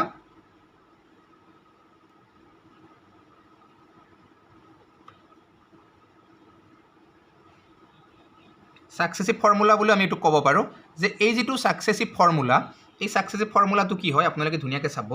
যে ইয়াতে প্ৰথম বছৰৰ যিটো সুদ হ'ব সেইটোক মই X বুলি ধৰিছোঁ, ছেকেণ্ড বছৰৰ আকৌ যিটো সুদৰ আমি ৰেট পাম সেইটোক Y বুলি ধৰিছোঁ। তাৰপিছত ইহঁতৰ লগত আমি যোগ কৰি দিব লাগিব, দুটা যি সুদ হ'ব, দুটা সুদ পাম ন, প্ৰথম বছৰৰ এটা সুদ, ছেকেণ্ড বছৰৰ এটা সুদ, সেই দুটা আমি পূৰণ কৰি কিনে 100ৰে হৰণ কৰিব লাগিব। এইটো হৈছে সূত্ৰ ইয়াৰে। ঠিক আছে, তো চাওক ইয়াতে ধৰি লৈছোঁ যে মূলধনটো কিমান হয়, মূলধনটো ইয়াতে 10,000 টকা হয়। ঠিক আছে, তো ৰেটটো কিমান হয়, বোলে 10% হয়। তো সহজ মানে ইয়াতে মই উদাহৰণ লৈছোঁ যাতে কনসেপ্টবিলাক আপোনালোকে ধুনীয়াকৈ ক্লিয়াৰ কৰিব পাৰে। তো টাইমটো কিমান হয়, 2 বছৰ। তো ইয়াতে টাইমটো কেৱল কিন্তু 2 বছৰে হ'ব লাগিব। ঠিক আছে, তো ইয়াতে এই ফৰ্মুলাটো যদি আমি ইউজ কৰিব যাওঁ, তেতিয়াহ'লে আমি কেনেকৈ ইউজ কৰিম, যে প্ৰথম বছৰটো 10% সুদ পাবনে নাপাব? প্ৰথম বছৰ 10% সুদ পাব, ছেকেণ্ড বছৰ আকৌ 10% সুদ পাব। তাৰপিছত যোগচিন আছিল, আমি কি কৰিব লাগে এতিয়া, এই দুটা পূৰণ কৰিব লাগে। 10 10 গুণ কিমান হ'ব, ইয়াতে 100 হ'ব। তাৰপিছত 100ৰে আকৌ এইটো হৰণো কৰিব লাগিব, গতিকে 100ৰে 100 কেইবাৰ যাব, 1 বাৰ যাব, গতিকে ইবাগে 10 10 কিমান, 20, 20 একে কিমান বোলে 21। গতিকে ডাইৰেক্টলি আমি কি কৰিব পাৰিম, ইয়াতে 21% উলিয়াই দিব পাৰিম। মানে যদি আমি এই যিটো মূলধন দিয়া থাকিব ইয়াতে 10,000 টকা, 10,000 টকাটোৰ যদি আমি 21% উলিয়াই দিওঁ, লগে লগে আমি উত্তৰ পাই যাম। আপোনালোকে চাওক, 10,000ৰ 21% কিমান হ'ব, 10,000 21% মানে 100 ভাগৰ 21, 0 0 0 0 কাটিলোঁ, 21 1 গুণ 21, 2 শূন্য, 2100 টকা। দেখিছে আপোনালোকে যে ইয়াতে চক্ৰবৃদ্ধি সুদ আমি কিমান পালোঁ, 2100 টকা পালোঁ। এতিয়া এইটো শুদ্ধ হৈছে নে ভুল হৈছে, আমি যদি বেলেগ এটা প্ৰচেছত কৰি চাওঁ তেতিয়াহ'লে কৰিব পাৰে। কেনেকৈ কৰিব মই ইয়াতে ধুনীয়াকৈ বুজাই দিছোঁ আপোনালোকক, যে ৰেচিঅ' মেথডটো আমি ইয়াতে লগাইছোঁ বাৰু। ৰেচিঅ' মেথড RM, 10% সুদ হয়নে? 10% মানে কি, 10 ভাগৰ 1, 10% মানে। তো ইয়াতে প্ৰথম বছৰৰ যিটো মূলধন সেইটো 10 আছিলে, সুতে মূলে সমৃদ্ধি মূল কিমান হ'ল, 10ৰ পিছত 11 হ'ল। ছেকেণ্ড বছৰৰ 10ৰ পৰা কি হ'ল, 11 হ'ল। দুটা পূৰণ কৰিলে কিমান পাম, 10 10 গুণ 100, 11 11 গুণ 121, হয়নে? এতিয়া আমাক মূলধন কৈছে কিমান, 10,000, আমি পাইছোঁ কিমান, 100। গতিকে 100 ৰেচিঅ' তাৰ মানে কিমান হয়, 10,000 হয়নে? চ' 1 ৰেচিঅ' মানে কিমান হ'ব, 1 ৰেচিঅ' মানে 100 পাই গ'লোঁ। তো 1 ৰেচিঅ' মানে যদি 100 হয়, 121 ৰেচিঅ' মানে কিমান, তেতিয়া আমি কিমান পাম, 12,100 পাই যাম। দেখিছে আপোনালোকে এনেকুৱা ধৰণেও কৰিব পাৰে, হয়নে? প্ৰচেছ যেনেকৈ নাযাওক কিয়, চক্ৰবৃদ্ধি সুদ মুঠতে আপোনালোকে ধুনীয়াকৈ উলিয়াব পাৰিব। তো এই সূত্ৰটো যথেষ্ট গুৰুত্বপূৰ্ণ হয়, আৰু এই সূত্ৰটোৰ বাবে মই কেইটামান নিৰ্দিষ্টকৈ ইয়াতে লিখি উলিয়াইছোঁ। সেইবিলাক যদি আপোনালোকে মুখস্থ কৰি থৈ দিয়ে তেতিয়াহ'লে আপোনালোকৰ বহুত সহজ হ'ব। মানে যদি আপোনালোকক কি দিয়া থাকে, আমি অকণমান আগতে ইয়াতে গম পালোঁ যে যদি আপোনালোকক ৰেটটো 10% দিয়া থাকে, তেতিয়াহ'লে কম্পাউণ্ডৰ ৰেটটো কিমান হয়, 21% হয়। যদি ৰেটটো আপোনালোকক ইয়াতে 1 দিয়া থাকে, ঠিক আছে, যে যদি আপোনালোকক ইয়াতে ৰেটটো 1 দিয়া থাকে, ৰেট আপোনালোকক কিমান দিয়া আছে 1% দিয়া আছে তেতিয়াহ'লে ইয়াৰ যিটো CI টো কিমান হ'ব CI পাৰ্চেণ্টটো তেতিয়াহ'লে কিমান হ'ব যদি ৰেটটো 1 দিয়া থাকে আপোনালোকে মনত ৰাখিব CI টো হ'ব আপোনাৰ 2.01%। তো এই ফৰ্মুলাটো ব্যৱহাৰ কৰি কিনে কিন্তু উলিয়াইছোঁ বেলেগকৈ উলিয়া নাই ঠিক আছে ফৰ্মুলাটো ব্যৱহাৰ কৰিছোঁ আৰু ধুনীয়াকৈ মই ইয়াতে উলিয়াই দিছোঁ 2.01% বুলি যদি ৰেটটো আমাক 2% দিয়া থাকে ৰেটটো আমাক 2% দিয়া আছে তেতিয়াহ'লে ইয়াৰ CI ৰেটটো কিমান হ'ব বোলে CI ৰেটটো তেতিয়াহ'লে 4.04% হ'ব 4.04% হ'ব যদি আমাক ৰেটটো ইয়াতে 3 দিয়া থাকে ৰেট আমাক 3% দিয়া আছে তো ইয়াৰে কম্পাউণ্ড ইণ্টাৰেষ্টৰ ৰেটটো কিমান হ'ব তেতিয়াহ'লে বোলে 6.09% হ'ব ধুনীয়াকৈ বস্তুবিলাক বুজি যাব যদি আমাক ৰেটটো 4% দিয়া থাকে ৰেটটো আমাক দিয়া আছে কিমান 4% তেতিয়াহ'লে আমি এইটো কিমান লিখিব লাগিব তেতিয়া বোলে 4 4 8 9 8 আৰু ইভাগে 16 ঠিক আছে 8.16% যদি আমাক ৰেটটো কিমান দিয়া থাকে 5% দিয়া থাকে এইটো ৰেট হয় ৰেটটো যদি 5% দিয়া থাকে ইয়াৰ কম্পাউণ্ড ইণ্টাৰেষ্টটো আমি তেতিয়াহ'লে কিমান পাম 10.25% পাম এইটো কম্পাউণ্ড ইণ্টাৰেষ্ট কিমান পাম আমি 10.25% যদি আমাক ৰেটটো 6% দিয়া থাকে তেতিয়াহ'লে আমি কম্পাউণ্ড ইণ্টাৰেষ্ট ৰেট ইয়াৰে কিমান পাম বোলে 6 6 12 6 6 39 12 কিমান 36% পাই যাম তো এইবিলাক একদম মুখতে আপোনালোকৰ থাকিব লাগিব যদি আপোনালোকক ৰেটটো 7% দিয়া থাকে তেতিয়াহ'লে কিমান হ'ব ইয়াতে বোলে 14.49% হ'ব বস্তুটো বুজিছেনে যদি আপোনালোকক ৰেটটো 8% দিয়া থাকে তেতিয়াহ'লে আপোনালোকে এইটো কম্পাউণ্ড ইণ্টাৰেষ্টৰ ৰেটটো কিমান লিখিব লাগিব 8 16.64% হয়নে নহয় তো এনেকুৱা ধৰণে আপোনালোকে লিখিব লাগিব মই আকৌ কিছুমান লিখি দিছোঁ বাৰু ইয়াতে আপোনালোকে বাকীখিনি গোটেই নিজে লিখি ল'ব ফুলফিল কৰি ল'ব মই বাৰু ইয়াতে প্ৰায় 10 মানলৈকে লিখি দিছোঁ যে ইয়াতে 8 লৈকে লিখিলোঁ ন যদি আপোনালোকক কয় যে ৰেটটো 9% হয় এইটো ৰেট হয় 9% তেতিয়াহ'লে কম্পাউণ্ড ইণ্টাৰেষ্টটো কি হ'ব বোলে 9 9 18 এবাগে 9 9 81 18.18% হৈ যাব হয়নে নহয় যদি আপোনালোকক কয় যে ৰেটটো 10% সেইটোতো বাৰু আমি অকণমান আগতে কৰিলোৱে ৰেটটো 10% হ'লে কি হ'ব 21% হ'ব কম্পাউণ্ড ইণ্টাৰেষ্ট তো এনেকুৱা ধৰণে আপোনালোকে কৰিব লাগিব আৰু এই ফৰ্মুলাটো ব্যৱহাৰ কৰিয়ে ইয়াতে আমি ৰেটবিলাক উলিয়াই লৈছোঁ যে যদি আপোনালোকক কয় যে 10,000 টকা পইচা আছে 10,000 টকাটোৰ যদি ৰেটটো আপোনালোকক কয় বোলে 8% সুতৰ হাৰত কি কৰিছে 2 বছৰৰ বাবে সুতত দিছে তো আপোনালোকে 16.64% উলিয়াই দিয়ক 10,000ৰ একদম এনসাৰটো লৈ লওক লগে লগে তো তেনেকুৱা কনসেপ্টবিলাক ইয়াতে আপোনালোকে ব্যৱহাৰ কৰিব লাগিব আৰু ব্যৱহাৰ কৰাৰ লগে লগে আপোনালোকে লগে লগে ইয়াতে উত্তৰ পাই যাব তো ইয়াতে বাৰু কেইটামান আপোনালোকে নিজে এই লিষ্টখন ফুলফিল কৰি থৈ দিব মই বাৰু ইয়াতে লিখি দিছোঁ যে আপোনালোকে 11%ৰ পৰা প্ৰায় 20% লৈকে ঠিক আছে এই হোল নাম্বাৰখিনিৰ আপোনালোকে কম্পাউণ্ড ইণ্টাৰেষ্টৰ ৰেটখিনি নিজে সকলোৱে উলিয়াই থৈ দিব এতিয়া আমিতো এই কনসেপ্টটো ধুনীয়াকৈ বুজি পালোঁ ন এই কনসেপ্টটো আমি কি কনসেপ্ট পালোঁ যে কেৱল 2 বছৰৰ বাবে আমি ব্যৱহাৰ কৰিব পৰা এটা কনসেপ্ট যিটো কনসেপ্ট ব্যৱহাৰ কৰি আমি 2 বছৰৰ বাবে চক্ৰবৃদ্ধি সুত মাত্ৰ কিহত কৰিব পাৰিম বোলে মাত্ৰ ইয়াতে আমি 5 সেকেন্ডত 10 সেকেন্ডত আমি উলিয়াব পাৰিম হয়নে তো কনসেপ্টটো আমাৰ ক্লিয়াৰ হৈ গৈছে পৰৱৰ্তী সময়ত বাৰু আমি কেইটামান প্ৰশ্নও কৰিম এতিয়া আমি কনসেপ্টখিনি ধুনীয়াকৈ বুজি লওঁ আকৌ এটাই কনসেপ্ট আছে বাৰু সেই কনসেপ্টটো মই আপোনালোকক ধুনীয়াকৈ একেলগে দি দিছোঁ যথেষ্ট গৰম হয় আৰু অকণমান আগতে এটা ভিডিঅ' আপোনালোকলৈ আপলোড কৰিছিলোঁ আৰু এতিয়া আকৌ এটা ভিডিঅ' তো বহুত একচুৱেলি গৰম লাগিছে তথাপি মই আশা কৰিছোঁ সকলোৱে বস্তুটো বুজি পাইছে তো আপোনালোকে বুজিবলৈ যত্ন কৰিব ইমান কষ্ট কৰি আপোনালোকৰ মাজলৈ ভিডিঅ'সমূহ প্ৰভাইড কৰি আছোঁ সকলোৱে ছাপোৰ্ট কৰিব যাতে সকলোৱে কিবা এটা নজনা কথা শিকিব পাৰে একচুৱেলি সেই মনোভাৱ লৈয়ে সদায় আপোনালোকৰ বাবে ভিডিঅ'সমূহ প্ৰস্তুত কৰোঁ এই যোৱা বহুকেইদিন বাৰু অকণমান ব্যস্ত আছিলোঁ বিশেষকৈ যিখিনি টিউশ্যন গ্ৰুপ আছিলে তেওঁলোকৰ লগতো বহুতখিনি ব্যস্ত থাকিব লগা হৈছিলে তাৰপিছত এতিয়া যিহেতু টিউশ্যন গ্ৰুপখিনিক মানে ৰিভিজন কৰিবলৈ কিছু সময় দি দিলোঁ গতিকে হয়তো মই অকণমান হ'লেও ফ্ৰী পাইছোঁ আৰু সেইখিনি টাইম যাতে আপোনালোকে পায় তাৰ বাবে আপোনালোকৰ বাবে প্ৰতিদিনে দুটাতকৈ বেছি ভিডিঅ' বনাবলৈ মই যত্ন কৰিছোঁ ৰাতিপুৱা 7টা বজাত এটা ভিডিঅ' আপোনালোকলৈ আগবঢ়াইছিলোঁ গধূলি এটা ভিডিঅ' মই আপোনালোকলৈ আগবঢ়ালোঁ আৰু এতিয়া পুনৰ এই কনসেপ্টটো মই আপোনালোকৰ মাজলৈ লৈ আহিছোঁ আৰু এনেকুৱা ধৰণে শনিবাৰলৈকে মই ভাবিছোঁ প্ৰতিদিনে আপোনালোকলৈ এটা কনসেপ্টৰ ওপৰত বেছ কৰি হওক বা আপোনালোকৰ যিখিনি বস্তুত ডাউট আছে একচুৱেলি সেই ডাউটবিলাক যাতে আপোনালোকৰ ক্লিয়াৰ হৈ যায় সেইখিনিৰ ওপৰতে মই ভিডিঅ' বনাম যদি আপোনালোকৰ প্ৰশ্ন ডাউট আছে তেতিয়াহ'লে আপোনালোকৰ প্ৰশ্নসমূহ মোলৈ পঠাব ডাইৰেক্ট কমেণ্ট বক্সত আপোনালোকে প্ৰশ্নসমূহ দি দিব মই ইয়াৰে পৰৱৰ্তী ভিডিঅ'ত সেইখিনি ডাউট কুৱেশ্যন হিচাপে ধুনীয়াকৈ লৈ কিনে আপোনালোকক সমাধান কৰি ধুনীয়াকৈ দেখাই দি দিম হয়নে মুঠতে আপোনালোকে ধুনীয়াকৈ কেৱল ভিডিঅ'সমূহ চাব আৰু এনেকুৱা ধৰণে যদি আপোনালোকে শিকে মইতো কথা দিব পাৰোঁ যে আপোনালোকৰ মেথছৰ স্ক'ৰ সৰ্বাধিক হৈ আহিব ঠিক আছে মানে যেটো টপ 100 কুৱেশ্যনৰ সিৰিজ আপোনালোকলৈ আগবঢ়োৱা হৈছে সেই টপ 100 সিৰিজটো একচুৱেলি মই নিজেও ক'ব লাগিব যে মোৰ অভিজ্ঞতাৰ ফালৰ পৰা যিখিনি প্ৰশ্ন অতিকে গুৰুত্বপূৰ্ণ যেন লাগিছে বা বিগত সময়ছোৱাৰ বহুকেইখন প্ৰশ্ন আগত যেহেতু সমাধান কৰিছোঁ সেই মৰ্মে তাৰ পৰা যেটো এটা অনুমান কৰিব পাৰি সেই অনুমান মৰ্মে মানে যিখিনি বস্তু মই ঢুকি পাইছোঁ সেইখিনি আপোনালোকৰ লগত শ্বেয়াৰ কৰিছোঁ টপ 100 কুৱেশ্যন বুলি সেই 100টা প্ৰশ্নই আপোনালোকে ধুনীয়াকৈ চাব তাত আপোনালোকে কেৱল 100টা প্ৰশ্নই নিশিকে 100টা প্ৰশ্নৰ বিপৰীতে 100টা কনচেপ্ট শিকাৰ নিচিনা আপোনালোকে বহুকেইটা কনচেপ্ট তাত শিকিব লগতে ৰাতিপুৱা যেটো ভিডিঅ' আপোনালোকলৈ আহি আছে ফাইনেল ৰিভিজন পেপাৰ বুলি সেই সিৰিজটো আপোনালোকে চাব তাত মানে কি হয় একদমে ৰিভিজন কৰিব পৰাকৈ মই কিছুমান প্ৰশ্ন আপোনালোকলৈ আগবঢ়াই আছোঁ কিবাকে টপ 100টোতো আছেই এইবাকে এইটোও যথেষ্ট গুৰুত্বপূৰ্ণ হয় গতিকে গোটেইখিনিয়ে আপোনালোকে ধুনীয়াকৈ চাব আৰু এই কনচেপ্ট ওয়াইজ বা যেটো আপোনালোকৰ ডাউট সিজন ক্লাছ হ'ব ডাউট সিজনটো আপোনালোকে ধুনীয়াকৈ ক্লিয়াৰ কৰিব তো আশা কৰিছোঁ বাৰু ইমানখিনিলৈকে ধুনীয়াকৈ বুজিয়ে পাইছে তো আজি আমি এনেকুৱাকৈ ধৰণে চক্ৰবৃদ্ধি সূতখিনি পঢ়িম বুলি ভাবিছোঁ যাতে আজিৰ পিছত আৰু কাৰো চক্ৰবৃদ্ধি সূতৰ ওপৰত অন্তত একো ডাউট নাথাকে ঠিক আছে গতিকে এইবাৰ আমি কনচেপ্ট 3 ৰ মাজলৈ আগবাঢ়িছোঁ দুটা কনচেপ্ট আমাৰ ক্লিয়াৰ 3 নম্বৰ কনচেপ্টটো এইটোও কি হয় only for whole year only for whole year মনত ৰাখিব আপোনালোকে যে একেবাৰে গোটা যিখিনি বৰ্ষ আছে সেইখিনিৰ বাবেহে আমি এইটো ব্যৱহাৰ কৰিব পাৰিম যেনে 2 বছৰ 3 বছৰ 4 বছৰ 5 বছৰ সকলোখিনিৰ বাবে আমি ব্যৱহাৰ কৰিব পাৰিম আৰু 5 বছৰতকৈ বেছি প্ৰশ্ন কেতিয়াও পৰীক্ষাত নিদিয়ে আজিলৈকে মই দেখা নাই 5 বছৰো দেখা নাই 4 বছৰো দেখা নাই বিশেষকৈ 2 আৰু 3ৰ ভিতৰতে লাগি থাকে তাৰপিছত মাহৰ কনচেপ্ট লগাই বাৰু বহুত কেইবাৰ মাহৰ কনচেপ্ট লগালে আমি মাহটোকো আমি ধুনীয়াকৈ শিকিম ইয়াৰ পিছৰ কনচেপ্টটো আমি সেইটোৱে শিকিম তো এতিয়া আপোনালোকে ধুনীয়াকৈ চাব যে ইয়াতে 3 নম্বৰ কনচেপ্টটো মই কি ক'লোঁ অনলি ফৰ হোল ইয়াৰৰ বাবে বুলি ক'লোঁ তো ইয়াতে আপোনালোকে কেইটামান কি কৰিব লাগিব ৰেচিঅ' ব্যৱহাৰ কৰিব লাগিব এই মেথডটো একচুৱেলি মাল্টিপ্লিকেশ্যন মেথড হয় তো ইয়াতে যদি আপোনালোকক কয় বোলে 2 বছৰৰ বাবে আপুনি কি কৰিব লাগিব ইয়াতে চক্ৰবৃদ্ধি সূত উলিয়াব লাগিব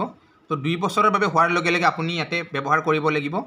2:1 ৰেচিঅ' এইটো ব্যৱহাৰ কৰিলে আপোনালোকে 2 বছৰৰ সূত পাই যাব চক্ৰবৃদ্ধি সূত পাব তাৰ মানে যদি আপোনালোকক কয় 3 বছৰৰ একদম হোল ইয়াৰ দিয়ক যদি আপোনালোকক কয় 4 বছৰৰ যদি আপোনালোকক কয় 5 বছৰৰ তেতিয়াহ'লে আপোনালোকে কি কৰিব তো এইখিনি ধুনীয়াকৈ বুজাই দি আছোঁ যে 3 বছৰৰ লগে লগে হোৱাৰ আপোনালোকে কি কৰিব ইয়াতে 3:1 এইটো আপোনালোকে পূৰণ কৰিব লাগিব 4 বছৰলৈকে দেখাৰ লগে লগে আপোনালোকে 4:6:4:1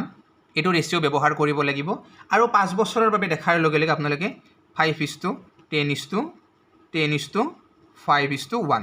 এইখিনি ইজি হয় এইখিনি বস্তু আপোনালোকে কেৱল ধুনীয়াকৈ মনত ৰাখিব লাগে তো ইয়াতে মই ক'লোৱে 5 বছৰটো বাৰু ইমান ইম্পৰ্টেণ্ট নহয় তথাপি জানি থোৱাটো ভাল 5তকৈ ওপৰততো একদম নালাগেই দৰকাৰ নাই ইয়াতে বহুত ইম্পৰ্টেণ্ট হৈছে 2 বছৰৰটো আৰু 3 বছৰৰটো যথেষ্ট কুৱেশ্যন আহে ইয়াৰ পৰা পৰীক্ষাত তো ইয়াতে চাওক বাৰু আমি এক্সাম্পল এটা লৈছোঁ ইয়াতে এক্সাম্পল আমি এটা ধুনীয়াকৈ লৈছোঁ এক্সাম্পলটো যে আমাৰ মূলধন কিমান আছে 10,000 টকাই আছে আমি এটা এক্সাম্পল বাৰে বাৰে লৈছোঁ যাতে কনচেপ্টখিনি আমি ধুনীয়াকৈ ক্লিয়াৰ কৰিব পাৰিম আৰু ৰেটটো আমি কিমান লগাইছোঁ পুনৰ ইয়াতে 10% লগাই দিছোঁ ঠিক আছে আমাক টাইমটো দিছোঁ এইবাৰ 2 বছৰ তো এইটো আমি ডাইৰেক্টলি 21% যদি কৰি দিওঁ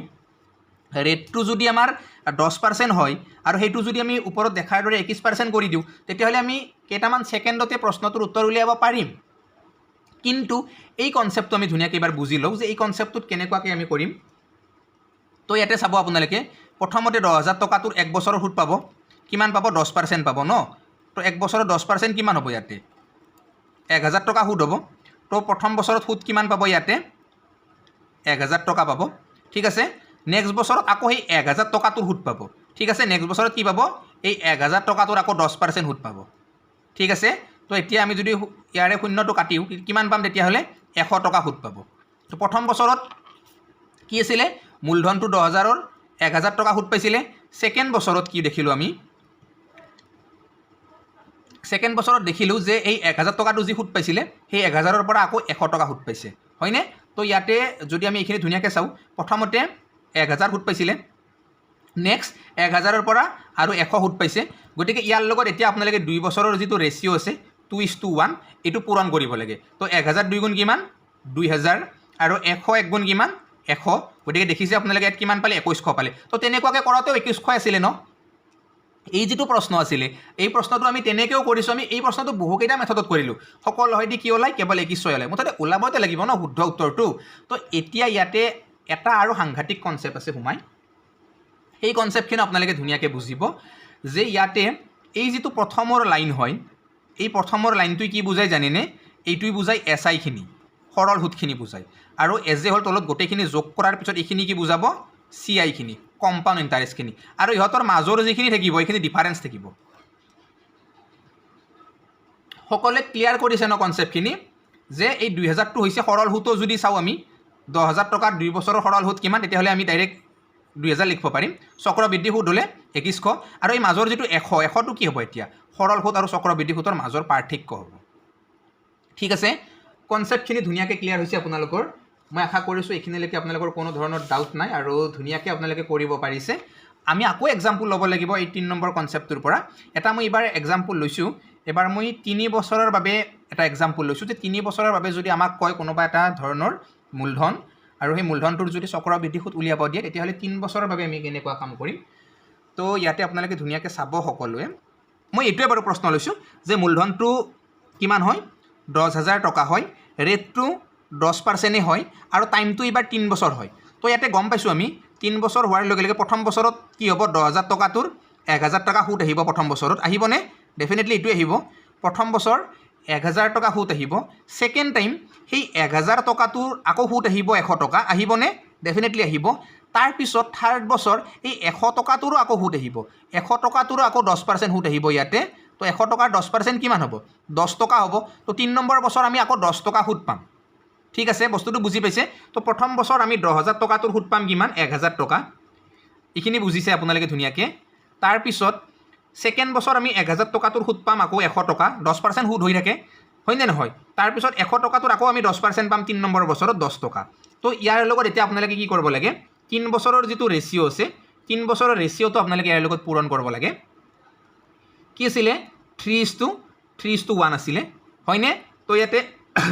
1,000 3 গুণ কিমান 3,000 হয় 100 3 গুণ কিমান 300 হয় 10 1 গুণ কিমান 10 হয় গতিকে 3,310 3,310 তো এইটো প্ৰশ্ন আমি আগতে কৰিছিলোঁ হয়নে যে যেতিয়া 10,000 টকা 3 বছৰৰ বাবে সুতত দিব যেতিয়া সুতৰ হাৰটো 10% হ'ব তেতিয়াহ'লে ইয়াতে চক্ৰবৃদ্ধি সুত কিমান হ'ব 3,310 টকা হ'ব আৰু ইয়াতে চক্ৰবৃদ্ধি সুত আৰু সৰল সুতৰ মাজৰ পাৰ্থক্য কিমান হ'ব প্ৰথম যিটো লাইন আছিলে মই কৈছোঁ আপোনালোকক অকণমান আগতে প্ৰথম যিটো লাইন আছিলে প্ৰথমটো লাইন কি হয় ইহঁতৰ ইয়াতে সৰল সুতৰ লাইন হয় আৰু একেবাৰে তলত গোটেইখিনি যোগ কৰাৰ পিছত আমি কি পাম চক্ৰবৃদ্ধি সুত পাম গতিকে ইহঁতৰ মাজত যিখিনি থাকিব এই দুটা ডাটা থাকিব ন এই দুটা ডাটাটো কি হ'ব 300 আৰু 10টো এইটো হ'ব সৰল সুত আৰু চক্ৰবৃদ্ধি সুতৰ পাৰ্থক্য তো ইয়াতে পাৰ্থক্য আমি কিমান পাম বোলে 310 টকা পাম এইটো হ'ব 10,000 টকাৰ 10% সুতৰ হাৰত 3 বছৰৰ চক্ৰবৃদ্ধি সুত আৰু সৰল সুতৰ মাজৰ পাৰ্থক্য ঠিক আছে তো আমি এটা কনচেপ্ট পঢ়িব গৈ দুটা কনচেপ্ট শিকিলোঁ ইয়াতে পাৰ্থক্য উলিওৱা কনচেপ্টটো আমি পঢ়িলোঁ আৰু পাৰ্থক্য একদমেই গুৰুত্বপূৰ্ণ হয় বহুকেইটা পৰীক্ষাতে পাৰ্থক্যৰ প্ৰশ্ন আহে নিশ্চয় আপোনালোকেও দেখিছে যে মানে কি হয় আমাক ডাটা এটা দিয়া থাকে সেই ডাটাটোৰ ৰেটটো দিয়া থাকিব হয়নে তাৰপিছত সৰল সুত আৰু চক্ৰবৃদ্ধি সুতৰ মাজৰ পাৰ্থক্যবিলাক উলিয়াব দিয়ে বিশেষকৈ 2 বছৰৰ বাবে দিয়ে যথেষ্ট সহজ হয় আপোনালোকে চুটকিমে কৰিব পাৰিব সেইবিলাক এতিয়া আমি বাৰু এই কনচেপ্টটো শেষ কৰিব পাৰোঁ হয়নে এই কনচেপ্টটো আমি ধুনীয়াকৈ বুজি পাইছোঁ আমি পৰৱৰ্তী সময়ত প্ৰশ্ন কৰিম বাৰু কিন্তু প্ৰশ্ন নকৰিলেও আপোনালোকৰ কনচেপ্টসমূহ ধুনীয়াকৈ ক্লিয়াৰ হৈ গৈছে হয়নে তো এতিয়া আমি অকণমান মাহিলী কনচেপ্টৰ ওপৰত আলোচনা কৰিম মাহিলী কনচেপ্ট একচুৱেলি কি হয় ঠিক আছে আমি কি কৰিলোঁ 3টা কনচেপ্ট পঢ়িলোঁ তো 3টা কনচেপ্টে যথেষ্ট গুৰুত্বপূৰ্ণ হয় আৰু এইবাৰ আমি মাহিলী কনচেপ্টটো ধুনীয়াকৈ কৰিম যে সেই মাহিলী কনচেপ্ট হিচাপে সুতৰ যিবিলাক সেই হয় গণনা হয় সেইবিলাক যদি 6 মাহৰ মূৰে মূৰে গণে সেইবিলাক যদি 4 মাহৰ মূৰে মূৰে গণে তেতিয়াহ'লে কেনেকুৱা হ'ব তো সেইখিনিও ইম্পৰ্টেণ্ট হয় এইবাৰ আপোনালোকে ধুনীয়াকৈ চাই থাকক সেইখিনিও আমি ধুনীয়াকৈ শিকি আছোঁ একেলগে ঠিক আছে সকল এইবাৰ আপোনালোকে ধুনীয়াকৈ সকলোৱে এই কনচেপ্টটো ক্লিয়াৰ কৰি ল'ব এই কনচেপ্টটো হৈছে আমাৰ মান্থলি কনচেপ্ট মানে কি হয় কেতিয়াবা চক্ৰবৃদ্ধি সুতবিলাক মানে 3 মাহৰ মূৰে মূৰে হওক বা 1 মাহৰ মূৰে মূৰে হওক নাইবা 4 মাহৰ মূৰে মূৰে হওক তেনেকুৱা ধৰণে কি হয় কাউণ্ট কৰা হয় ঠিক আছে তো তেনেকুৱা ধৰণে যদি কাউণ্ট কৰে তেতিয়াহ'লে কি হ'ব সেই প্ৰচেছটো আমি ধুনীয়াকৈ বুজি যাম চ' ইয়াতে ধুনীয়াকৈ আপোনালোকে চাব যে এটাতো মূলধন দিয়া থাকিব আমাক হয়নে নহয় তাৰপিছত এটা আমাক ৰেট দিয়া থাকিব এটা আমাক টাইম দিয়া থাকিব হয়নে আৰু আমাক CI টো কি কৰিব দিব ইয়াতে উলিয়াব দিব ঠিক আছে আমাক প্ৰিন্সিপাল দিয়া থাকিব ৰেট আমাক দিয়া থাকিব টাইম আমাক দিয়া থাকিব আৰু কম্পাউণ্ড ইণ্টাৰেষ্ট আমি উলিয়াব লাগে এতিয়া চাওক যে ধৰি লৈছোঁ যে ইয়াতে মূলধন হৈছে কিমান 1,000 টকা আৰু ইয়াতে ৰেট ধৰি দিছে কিমান 15% ঠিক আছে ৰেট ধৰি দিছে কিমান 15% আৰু এইটো যদি প্ৰতি 4 মাহৰ মূৰে মূৰে গণনা হয়, প্ৰতি 4 মাহৰ মূৰে মূৰে যদি গণনা হয়, সুদটো যদি প্ৰতি 4 মাহৰ মূৰে মূৰে গণনা হয়, তেতিয়াহ'লে 1 বছৰৰ বাবে 1 ইয়াৰৰ বাবে চক্ৰবৃদ্ধি সুদ কিমান হ'ব? ঠিক আছে, তো কনচেপ্টবিলাক তেনেকুৱা, গতিকে এই কনচেপ্টটো আমি ধুনীয়াকৈ এতিয়া কৰিম। তো ইয়াতে আপোনালোকে চাব, যিটো ৰেট আমাক দিয়া থাকে, ৰেটটো সদায় পাৰ ইয়াৰ হিচাপত থাকে, পাৰ এনাম হিচাপত থাকে। ঠিক আছে, ৰেটটো ক'ত থাকে? সদায় পাৰ এনাম হিচাপত দিয়া থাকে। গতিকে চাব, 1 বছৰ হিচাপে যদি সুদ 15% হয়, তেতিয়াহ'লে 4 মাহৰ মূৰতে যদি সুদটো গণনা কৰে, তেতিয়াহ'লে 15% পাব নেকি? মানে চাওক, মই আপোনাক পইচা সুতলৈ দিছোঁ আৰু মই আপোনাক ৰেটটো ধৰি দিছোঁ যে 15% পাৰ এনাম, আৰু মই কৈছোঁ যে মই 4 মাহৰ মূৰে মূৰে কিন্তু ইয়াতে সুদবিলাক কাউণ্ট কৰিম। তো আপুনি মোক 15% সুদ দিব নেকি? নিদিয়ে। কিয় নিদিয়ে? যে আপুনি বছৰকীয়া হিচাপতহে 15% সুদ লৈছে। এতিয়া চাওক, এই যিটো 4 মাহ, 4 মাহটো 1 বছৰৰ কিমান অংশ? যে 1 বছৰত 12 মাহ, হয়নে নহয়? তো ইয়াৰে 4 মাহটো কিমান অংশ? বোলে 3/1 অংশ, হয়নে নহয়? 4 মাহটো যদি 1 বছৰৰ 3/1 অংশ হয়, তেতিয়াহ'লে সুতৰ যিটো হাৰ, সুতৰ হাৰটো আমি কি কৰিব লাগিব? ইয়াতে 3/1 অংশ ল'ব লাগিব। ঠিক আছে, সুতৰ হাৰটো আমি কি কৰিব লাগিব? ইয়াতে 3/1 অংশ ল'ব লাগিব। অৰ্থাৎ ইয়াতে 15%ক যদি 3 ভাগ কৰি 1 ভাগ ল'ম, কিমান হ'ব? 5% হৈ যাব। বুজিছেনে? তো ইয়াতে ৰেটটো আমি কি কৰিব লাগিব? তেতিয়া 3/1 অংশ ল'ব লাগিব। আৰু টাইমটো যিটো আমাক কৈছিলে 1 বছৰ, 1 বছৰত কেইবাৰ সুদ পাব? প্ৰথম 4 মাহত একবাৰ সুদ পালে, হয়নে নহয়? 8 মাহ হোৱাৰ লগে লগে একবাৰ সুদ পালে, 12 মাহ হোৱাৰ লগে লগে আকৌ একবাৰ সুদ পালে। তো সুদটোক আমি কি কৰিব লাগিব ইয়াতে? এতিয়া ইভাগে এইটোক যিহেতু 3ৰে হৰণ কৰিলোঁ ৰেটটোক, তো টাইমটোক এইবাৰ 3ৰে পূৰণ দিব লাগিব। তো ইয়াতে সুদ কেইবাৰ পাব? সুদ ইয়াতে 3 বাৰ পাব। হোল ইয়াৰ হিচাপে আমি ধুনীয়াকৈ গম পাই গ'লোঁ যে ইয়াতে 3 বাৰ চক্ৰবৃদ্ধি সুদ পাব। কনচেপ্টখিনি বুজিছেনে আপোনালোকে? মই ধুনীয়াকৈ বুজাই দিছোঁ বাৰু, এবাৰ ধুনীয়াকৈ চাব। কুৱেশ্যনটো মই কৰি দিছোঁ যে ইয়াতে মূলধন আছিলে 10,000 টকা। ঠিক আছে, 10,000 টকা এবাৰ মূলধন আছিলে, আৰু এই 10,000 টকাটো কি কৰিছে? 15% ৰেটত সুতত দিছে, আৰু টাইমটো ধৰি দিছে ইয়াতে 1 ইয়াৰ বুলি। ঠিক আছে, আৰু কাউণ্ট কৰিব কেনেকৈ? 4 মাহৰ মূৰে মূৰে সুতটো কাউণ্ট কৰিব। ঠিক আছে, তো এতিয়া 4 মাহৰ মূৰে মূৰে গণনা কৰাৰ লগে লগে 4 মাহটো কি হয়? 1 বছৰৰ 3/1 অংশ। গতিকে সুতটো কি কৰিব লাগিব? সুতটো 3ৰে হৰণ কৰিব লাগিব। মানে সুতৰ যিটো হাৰ, সেইটো একচুৱেলি সুতৰ হাৰটো 3ৰে আমি কি কৰিব লাগিব? ইয়াতে হৰণ কৰিব লাগিব। তেতিয়া আমি কিমান পাম? 15ক 3ৰে হৰণ কৰিলে আমি ৰেটটো কিমান পাম? ইয়াতে 5% পাম। ঠিক আছে, ৰেটটো আমি কিমান পাম? 5% পাম। আৰু ইয়াতে টাইমটো কি কৰিব লাগিব? এতিয়া এইটো যিহেতু 3ৰে হৰণ কৰিলোঁ ৰেটটোক, টাইমটোক আমি 3ৰে পূৰণ দিব লাগিব। তো 1 বছৰ গুচি ইয়াতে কি হ'ব? এবাৰ 3 বছৰ টাইপৰ হৈ যাব। মানে 3টা আমি মেইনকৈ সুদ পাম ন? কেনেকৈ পাম? যে প্ৰথম 3 মাহত এটা সুদ পালোঁ, এইখিনিলৈকে 3 মাহ, চৰি বাৰু 4 মাহ। ঠিক আছে, 4 মাহ প্ৰথম, তাৰপিছত 8 মাহ, এইখিনিত 4 মাহ, এইখিনিত 8 মাহ, এইখিনিত 12 মাহ। তো 1 বছৰত আমি কেইটা সুদ পালোঁ? 1, 2, 3টা সুদ পালোঁ। তো ইয়াতে সুদটো আমি কেইবাৰ পাম? 3 বাৰ পাই যাম হোল ইয়াৰ হিচাপত। ঠিক আছে, তো এইটো আপোনালোকে ধুনীয়াকৈ নিজাববীয়াকৈ কৰিব পাৰে। 5% ৰেটটো লৈ কিনে আপোনালোকে ৰেচিঅ' মেথড ব্যৱহাৰ কৰিব পাৰে, প্ৰথমতে শিকাই দিয়া। তাৰপিছত আপোনালোকে ধুনীয়াকৈ যিটো 3:3:1 সেইটো মতেও কৰিব পাৰে, কাৰণ ইয়াতে ডাইৰেক্টলি আমি 3টা সুদ পাম ন? 3টা সুদ যিহেতু ডাইৰেক্ট পাম, আমি ৰেচিঅ'টোতে লগাব পাৰিম, মাল্টিপ্লিকেশ্যন যিটো ৰেচিঅ' আছিলে। তো আপোনালোকে চাব, মই কৰি দি আছোঁ। 10,000 টকাৰ 5% সুদ পাইছে প্ৰথমতে। কিমান হয় ইয়াতে? 500 টকা। তাৰপিছত 500 টকাটোৰ আকৌ 5% সুদ পাইছে। কিমান হয় ইয়াতে? 25 টকা, হয়নে? তাৰপিছত 25 টকাটোৰ আকৌ 5% সুদ পাইছে। কিমান হ'ব ইয়াতে? বোলে 5 20 গুণ 100, 5। তাৰপিছত ইভাগে 5ৰে যাব 4, 5ৰে যাব 5 বাৰ, 4 দি 5ক যদি আমি হৰণ কৰোঁ, কিমান হ'ব ইয়াতে? 4 1 গুণ 4, তাৰপিছত 2 0 1 0 10 ন, 4 2 গুণ 8, 4 5 গুণ 20, 1.25 পাই যাম। তো এতিয়া ইয়াৰ লগত আপোনালোকে ধুনীয়াকৈ 3টা যিহেতু আমি সুদ পালোঁ, 3 বছৰৰ ৰেচিঅ'টো পূৰণ কৰি দিয়ক। 3:3:1। তো 5 3 গুণ কিমান হ'ব? 1500।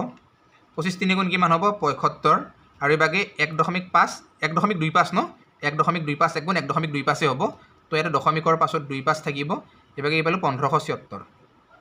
তো এনচাৰ আমি ধুনীয়াকৈ পাই যাম এনেকুৱাকৈও। ঠিক আছে, যদি আমি 10,000 টকা 3 মাহৰ মূৰে মূৰে যদি আমি সুদটো কাউণ্ট কৰোঁ, আৰু ৰেটটো যদি পাৰ এনাম আমাক কিমান দিয়া থাকে? কি বুলি কয়? 15% দিয়া থাকে। তেতিয়াহ'লে এক বছৰত আমি সুদ কিমান পাম 1576 টকা 25 পইচা ঠিক আছে বুজি পাইছে আপোনালোকে ধুনীয়াকৈ কনচেপ্টখিনি তো এনেকুৱা ধৰণে আপোনালোকে ধুনীয়াকৈ কৰিব লাগিব সহজ হয় বাৰু প্ৰশ্নখিনি আৰু এই প্ৰশ্নখিনি আপোনালোকে প্ৰশ্ন মানে এই কনচেপ্টখিনি একচুৱেলি এই কনচেপ্টখিনি সকলোৱে ধুনীয়াকৈ ক্লিয়াৰ কৰিব আৰু এতিয়া বাৰু আমি কিছুমান প্ৰশ্ন আলোচনা কৰিম কনচেপ্ট প্ৰায় বাৰু নাই চক্ৰবৃদ্ধি সূতৰ যিখিনি কনচেপ্ট আছিলে মই আপোনালোকক এই ভিডিঅ'টোৰ জৰিয়তে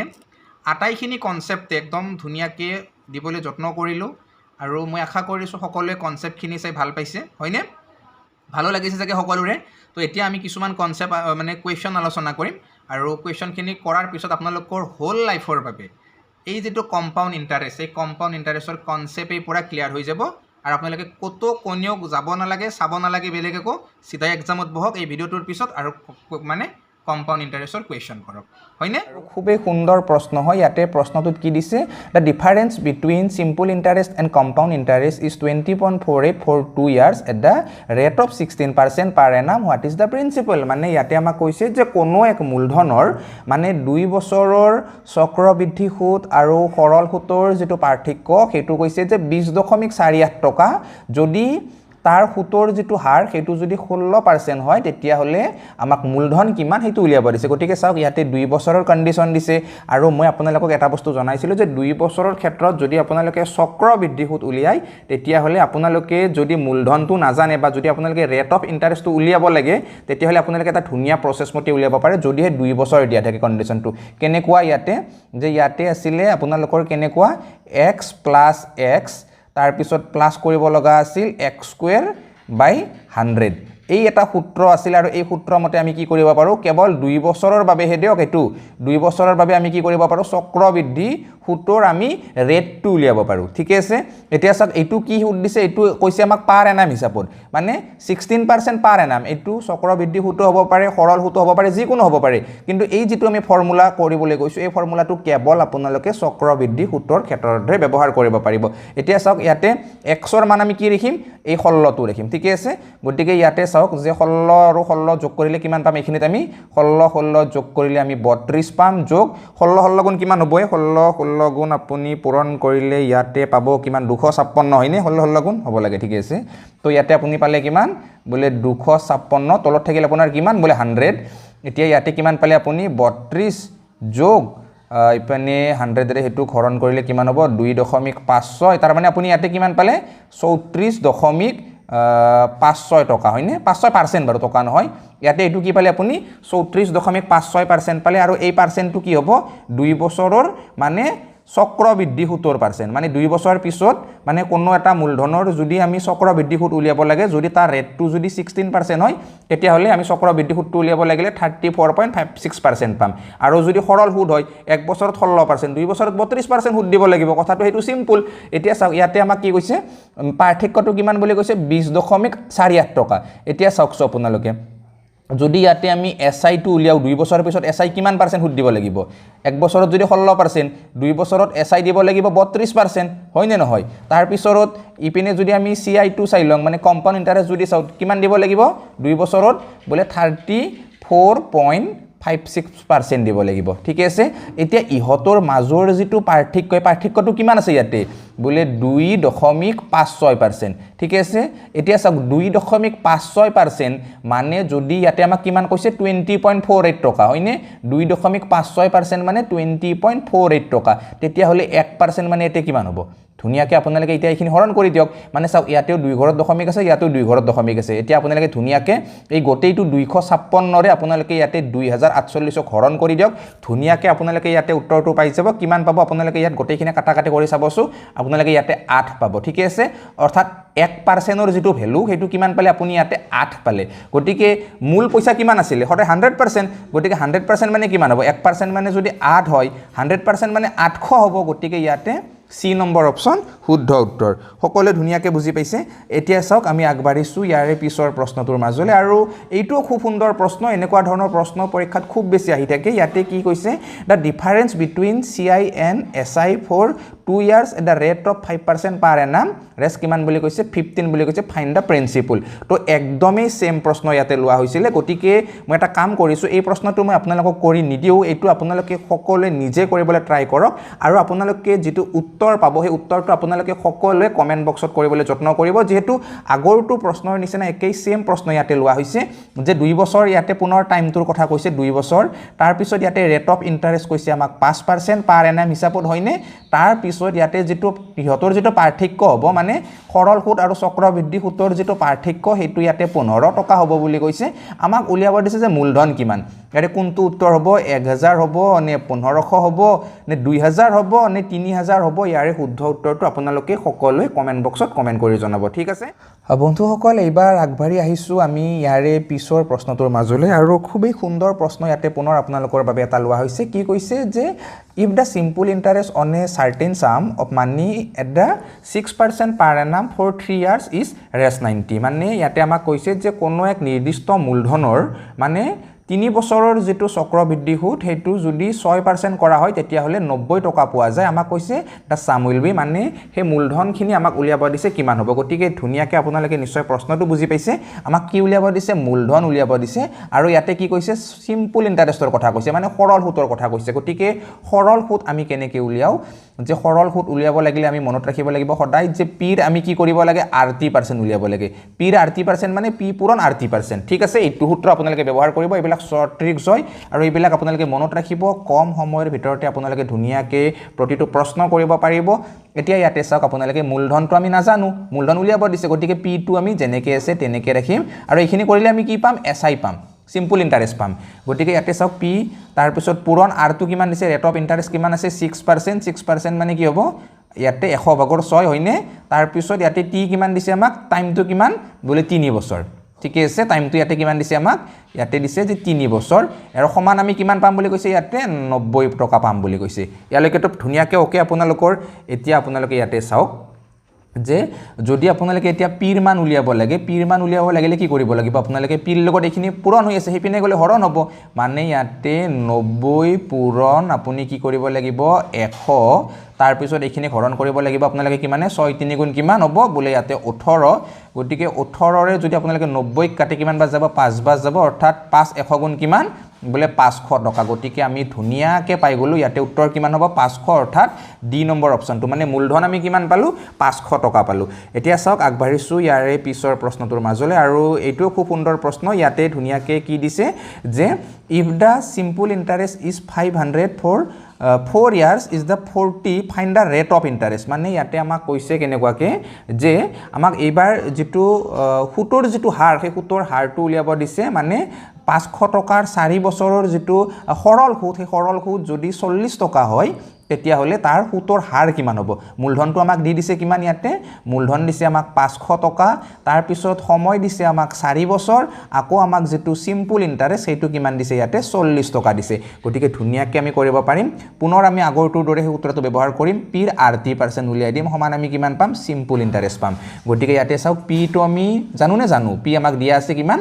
500 পূৰণ R জানো নেকি আমি R নাজানো গতিকে R টো নাজানিলে আমি R% হিচাপে ৰাখি থম R% মানে কি হয় 100 ভাগৰ R হয় গতিকে টাইমটো আমাক কিমান দিছে ইয়াতে টাইম দিছে আমাক এবাৰ 4 বছৰ ঠিক আছে সমান আমি কিমান পাম ইয়াতে 40 টকা পাম বুলি কৈছে ইয়ালৈকে ধুনিয়াকে ওকে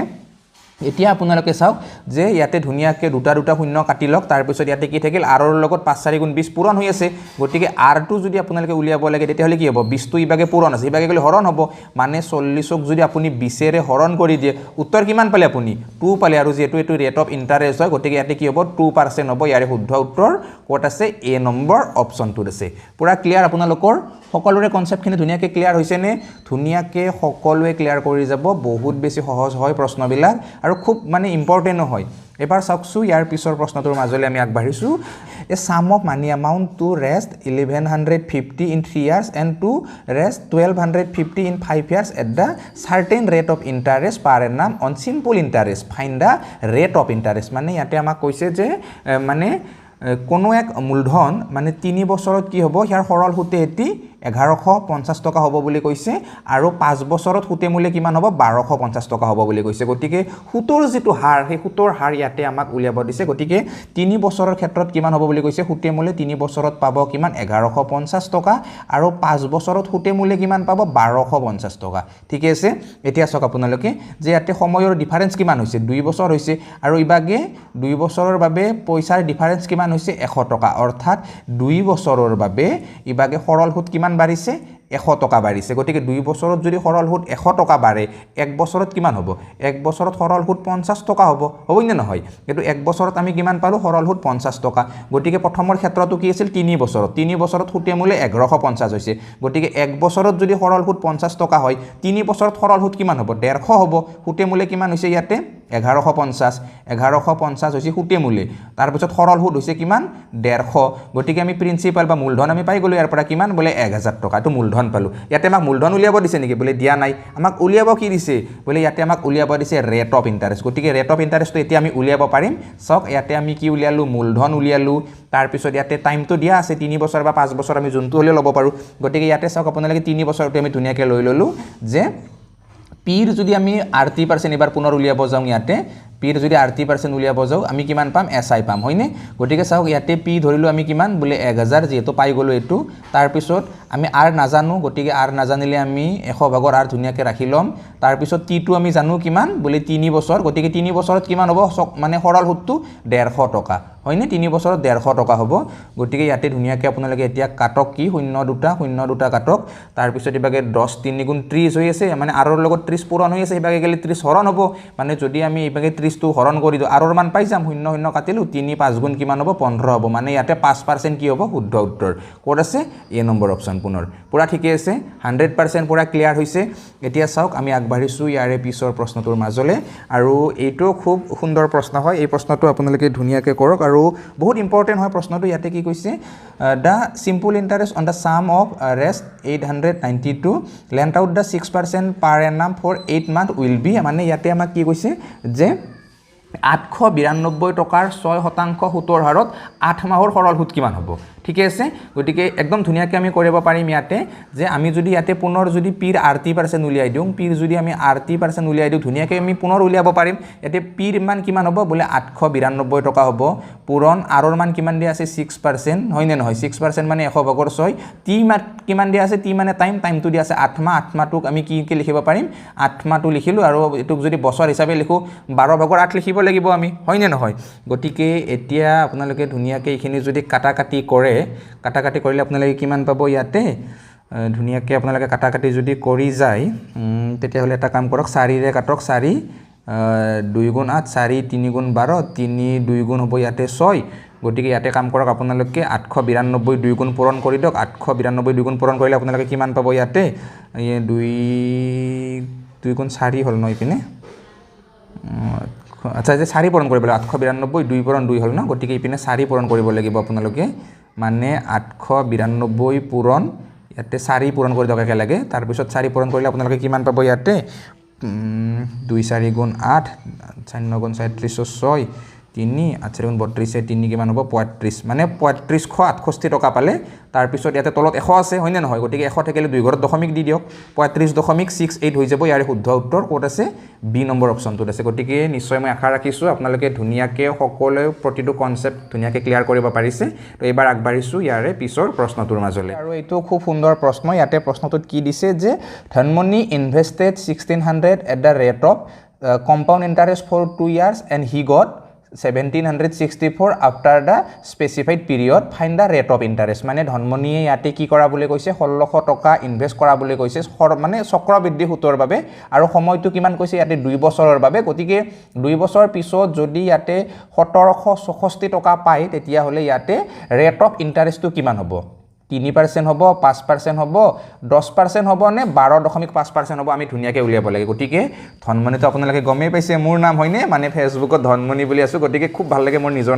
নামটো দি দিছো ইয়াতে যে বেলেগৰ নামটো দিয়াতকে হয়নে গটিকে ইয়াতে চাওক আপোনালোকে এতিয়া ধুনিয়াকে কেনেকে কৰিব লাগিব এইটো যে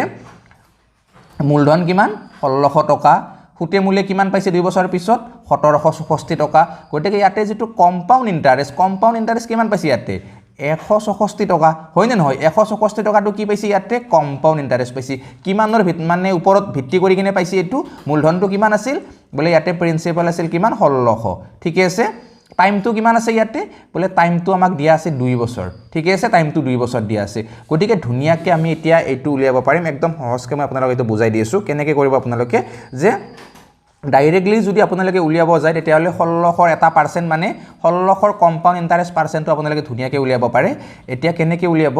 যে 1600 x% ইকুৱেল আপোনালোকে ধৰি লওক যে যেটো নাজানে ৰেটটো গতিকে আপোনালোকে ধৰি লওক 1600 x% ইকুৱেল কিমান 164 হয়নে মানে 1600 x% মানে কিমান হ'ব x/100 ইকুৱেল কিমান হ'ব ইয়াতে 164 হ'ব গতিকে 0 0 0 0 কাটিলো 16x মানে আমি কিমান পালো ইয়াতে 164 গতিকে 16টা x মানে যদি 164 হয় এটা x মানে কিমান হ'ব x ৰ ভ্যালু কিমান হ'ব এতিয়া 10 পইণ্ট এতে আমি কিমান পাম 10.25 পাম ন 10.25% পালো এইটো আমি কি পালো 10.2 মানে 10.25% টো আমি পালো কম্পাউণ্ড ইণ্টাৰেষ্ট আমি কি পালো যেটো কম্পাউণ্ড ইণ্টাৰেষ্টৰ পাৰ্সেন্ট হেতু আমি পালো 10.25% হয়নে মানে চাওক আপোনালোকে ইয়াতে যে যেটো কম্পাউণ্ড ইণ্টাৰেষ্টৰ যেটো পাৰ্সেন্ট হয় হেতু আমি কিমান পালো 10.25% এটো পালো 2 বছৰৰ কম্পাউণ্ড ইণ্টাৰেষ্টৰ পাৰ্সেন্ট কিন্তু আমাক লাগে কি আমাক লাগে পাৰ এনাম ৰেট অফ ইণ্টাৰেষ্ট হয়নে নহয় প্ৰতি বছৰৰ যেটো সুতৰ হাৰ আমাক হেতু লাগে গতিকে যদি 3% টো আমি 2 বছৰৰ চক্ৰবৃদ্ধি সুদ বনাই দিও তেতিয়াহলে এইটোটো নহব হয়নে নহয় এইটো কিমান হ'ব তেতিয়া 6.09% হ'ব যদি আমি 5 টু 2 বছৰৰ চক্ৰবৃদ্ধি সুদ কৰোঁ তেতিয়াহলে কিমান হ'ব পাছে পাছে 10 তাৰ পিছত 5 5 গুণ 25 25ক যদি 100 হৰণ কৰো কিমান হ'ব 0.25 গতিকে 10.25 কি হ'ব এটো শুদ্ধ উত্তৰ মানে 5% ইয়াৰে ৰেট অফ ইণ্টাৰেষ্ট হ'ব নিশ্চয় আপোনালোকে বুজি পাইছে হয়নে মানে অকমান ইউনিক প্ৰসেছৰ দ্বাৰা আপোনালোকক বুজাই আছো যাতে আপোনালোকে কম সময়ৰ ভিতৰতে বস্তুবিলাক কৰিব পাৰে মানে এই প্ৰশ্নবিলাক একচুয়ালি বহুত দেৰি লাগে যদি আপোনালোকে সূত্ৰমতে কৰিব যায় আৰু মই আপোনালোকৰ বাবে ধুনিয়া ধুনিয়া শৰ্ট ট্ৰিক্স লৈ আহিছো যাতে আপোনালোকে একদম কম সময়ৰ ভিতৰতে এইবিলাক কভাৰ কৰিব পাৰে এতিয়া চাওক আপোনালোকে যে ইয়াতে লাষ্ট প্ৰশ্নটো আজি লৈ আহিছো লাষ্ট প্ৰশ্নটো কি হয় find the compound interest on rest 8000 at the rate of 20% per annum for 9 month compounded quarterly মানে ইয়াতে যেটো প্ৰশ্ন সেই প্ৰশ্নটো আমাক কি দিছে যে 8000 টকা 20% সুতৰ হাৰত প্ৰতি বছৰৰ মানে সুতৰ হাৰত 9 মাহৰ বাবে সুত দিছে আৰু সুতটো যদি 3 মাহৰ মুৰে মুৰে গণনা কৰে তেতিয়া হলে ইয়াতে চক্ৰবৃদ্ধি সুত কিমান হ'ব এতিয়া চাওক বছৰ হিচাপত যদি মানে 20% হয় সুতৰ হাৰটো তেতিয়া হলে 3 মাহৰ মুৰে মুৰে যদি গনে তেতিয়া হলে কি সুতৰ হাৰটো কি হ'ব 20% দিব লাগিব নেকি মানে চাওক আপুনি মোৰ পৰা পইচা লৈছে আৰু আপুনি কি হয় মোৰ পৰা 20% ৰেটত লৈছে পাৰ annum হিচাপত মানে বছৰত আপুনি 20% দিব লাগে মই যদি কম নহয় আপুনি মোক 3 মাহৰ মুৰে মুৰে দিব লাগিব তেতিয়া আপুনি মোক 20% ধৰি দিব নিদিয়ে আপুনি কি কৰিব যে এইটো মানে 20% আপুনি 4 ভাগ কৰি 1 ভাগ দিব যদি মই বছৰটো 4 ভাগ কৰি 1 ভাগ লও 3 মাহ লও তেতিয়ালে আপুনিও মোক কি কৰিব ৰেটটো 4 ভাগ কৰি 1 ভাগ দিব মানে 20ক 4 ভাগ কৰি 1 ভাগ দিলে কিমান হ'ব 5% হ'ব অৰ্থাৎ 5% কি কৰিব সুদ গণনা হ'ব এতিয়া মানে প্ৰথম মানে 3 মাহটোত 5% সেকেন্ড 3 মাহটোত আকৌ 5% থাৰ্ড 3 মাহটোত আকৌ 5% ঠিক এনেকুৱা এতিয়া চাওক মূলধন কিমান 8000 টকা ধুনিয়াকে বুজি যাব আপোনালোকে 8000 টকাৰ 5% কিমান আছিল 8000 টকাৰ 5% আছিল আমাৰ 400 নেক্সট মানে যেটো 3 মাহ হ'ব হেতুত আকৌ 400 ৰ সুদ পাব গটিকে 400 ৰ 5% কি আছিল আমাৰ অকমান আগত এনেকুৱা প্ৰশ্ন এটা কৰিছিলো ন আমি কিমান হ'ব ইয়াতে 20 টকা ন তাৰ পিছত আকৌ 20 ৰ যদি আমি 5% উলিয়াও কি আছিল যে 20 ৰ 5% উলিয়ালে আমি পাইছিলো কিমান ইয়াতে 1 টকা গটিকে ইয়াতে যেহেতু এতিয়া কোৱাৰ্টাৰলি গণাৰ লগে লগে কি হৈছে ইয়াতে 3 মাহ গটিকে ইয়াতে 1 বছৰ 2 বছৰ 3 বছৰ হিচাপৰ ৰেশিওটো আমি লগাব পাৰো মানে 3:3:1 লগাব পাৰো গটিকে ইয়াতে কিমান হ'ব 4 3 গুণ হ'ব 1200 20 3 গুণ হ'ব 60 1 গুণ হ'ব 1 অৰ্থাৎ ইয়াতে কিমান হ'ব 1261 হ'ব ঠিক আছে মানে এ নম্বৰ অপচনটো কি হ'ব ইয়াৰে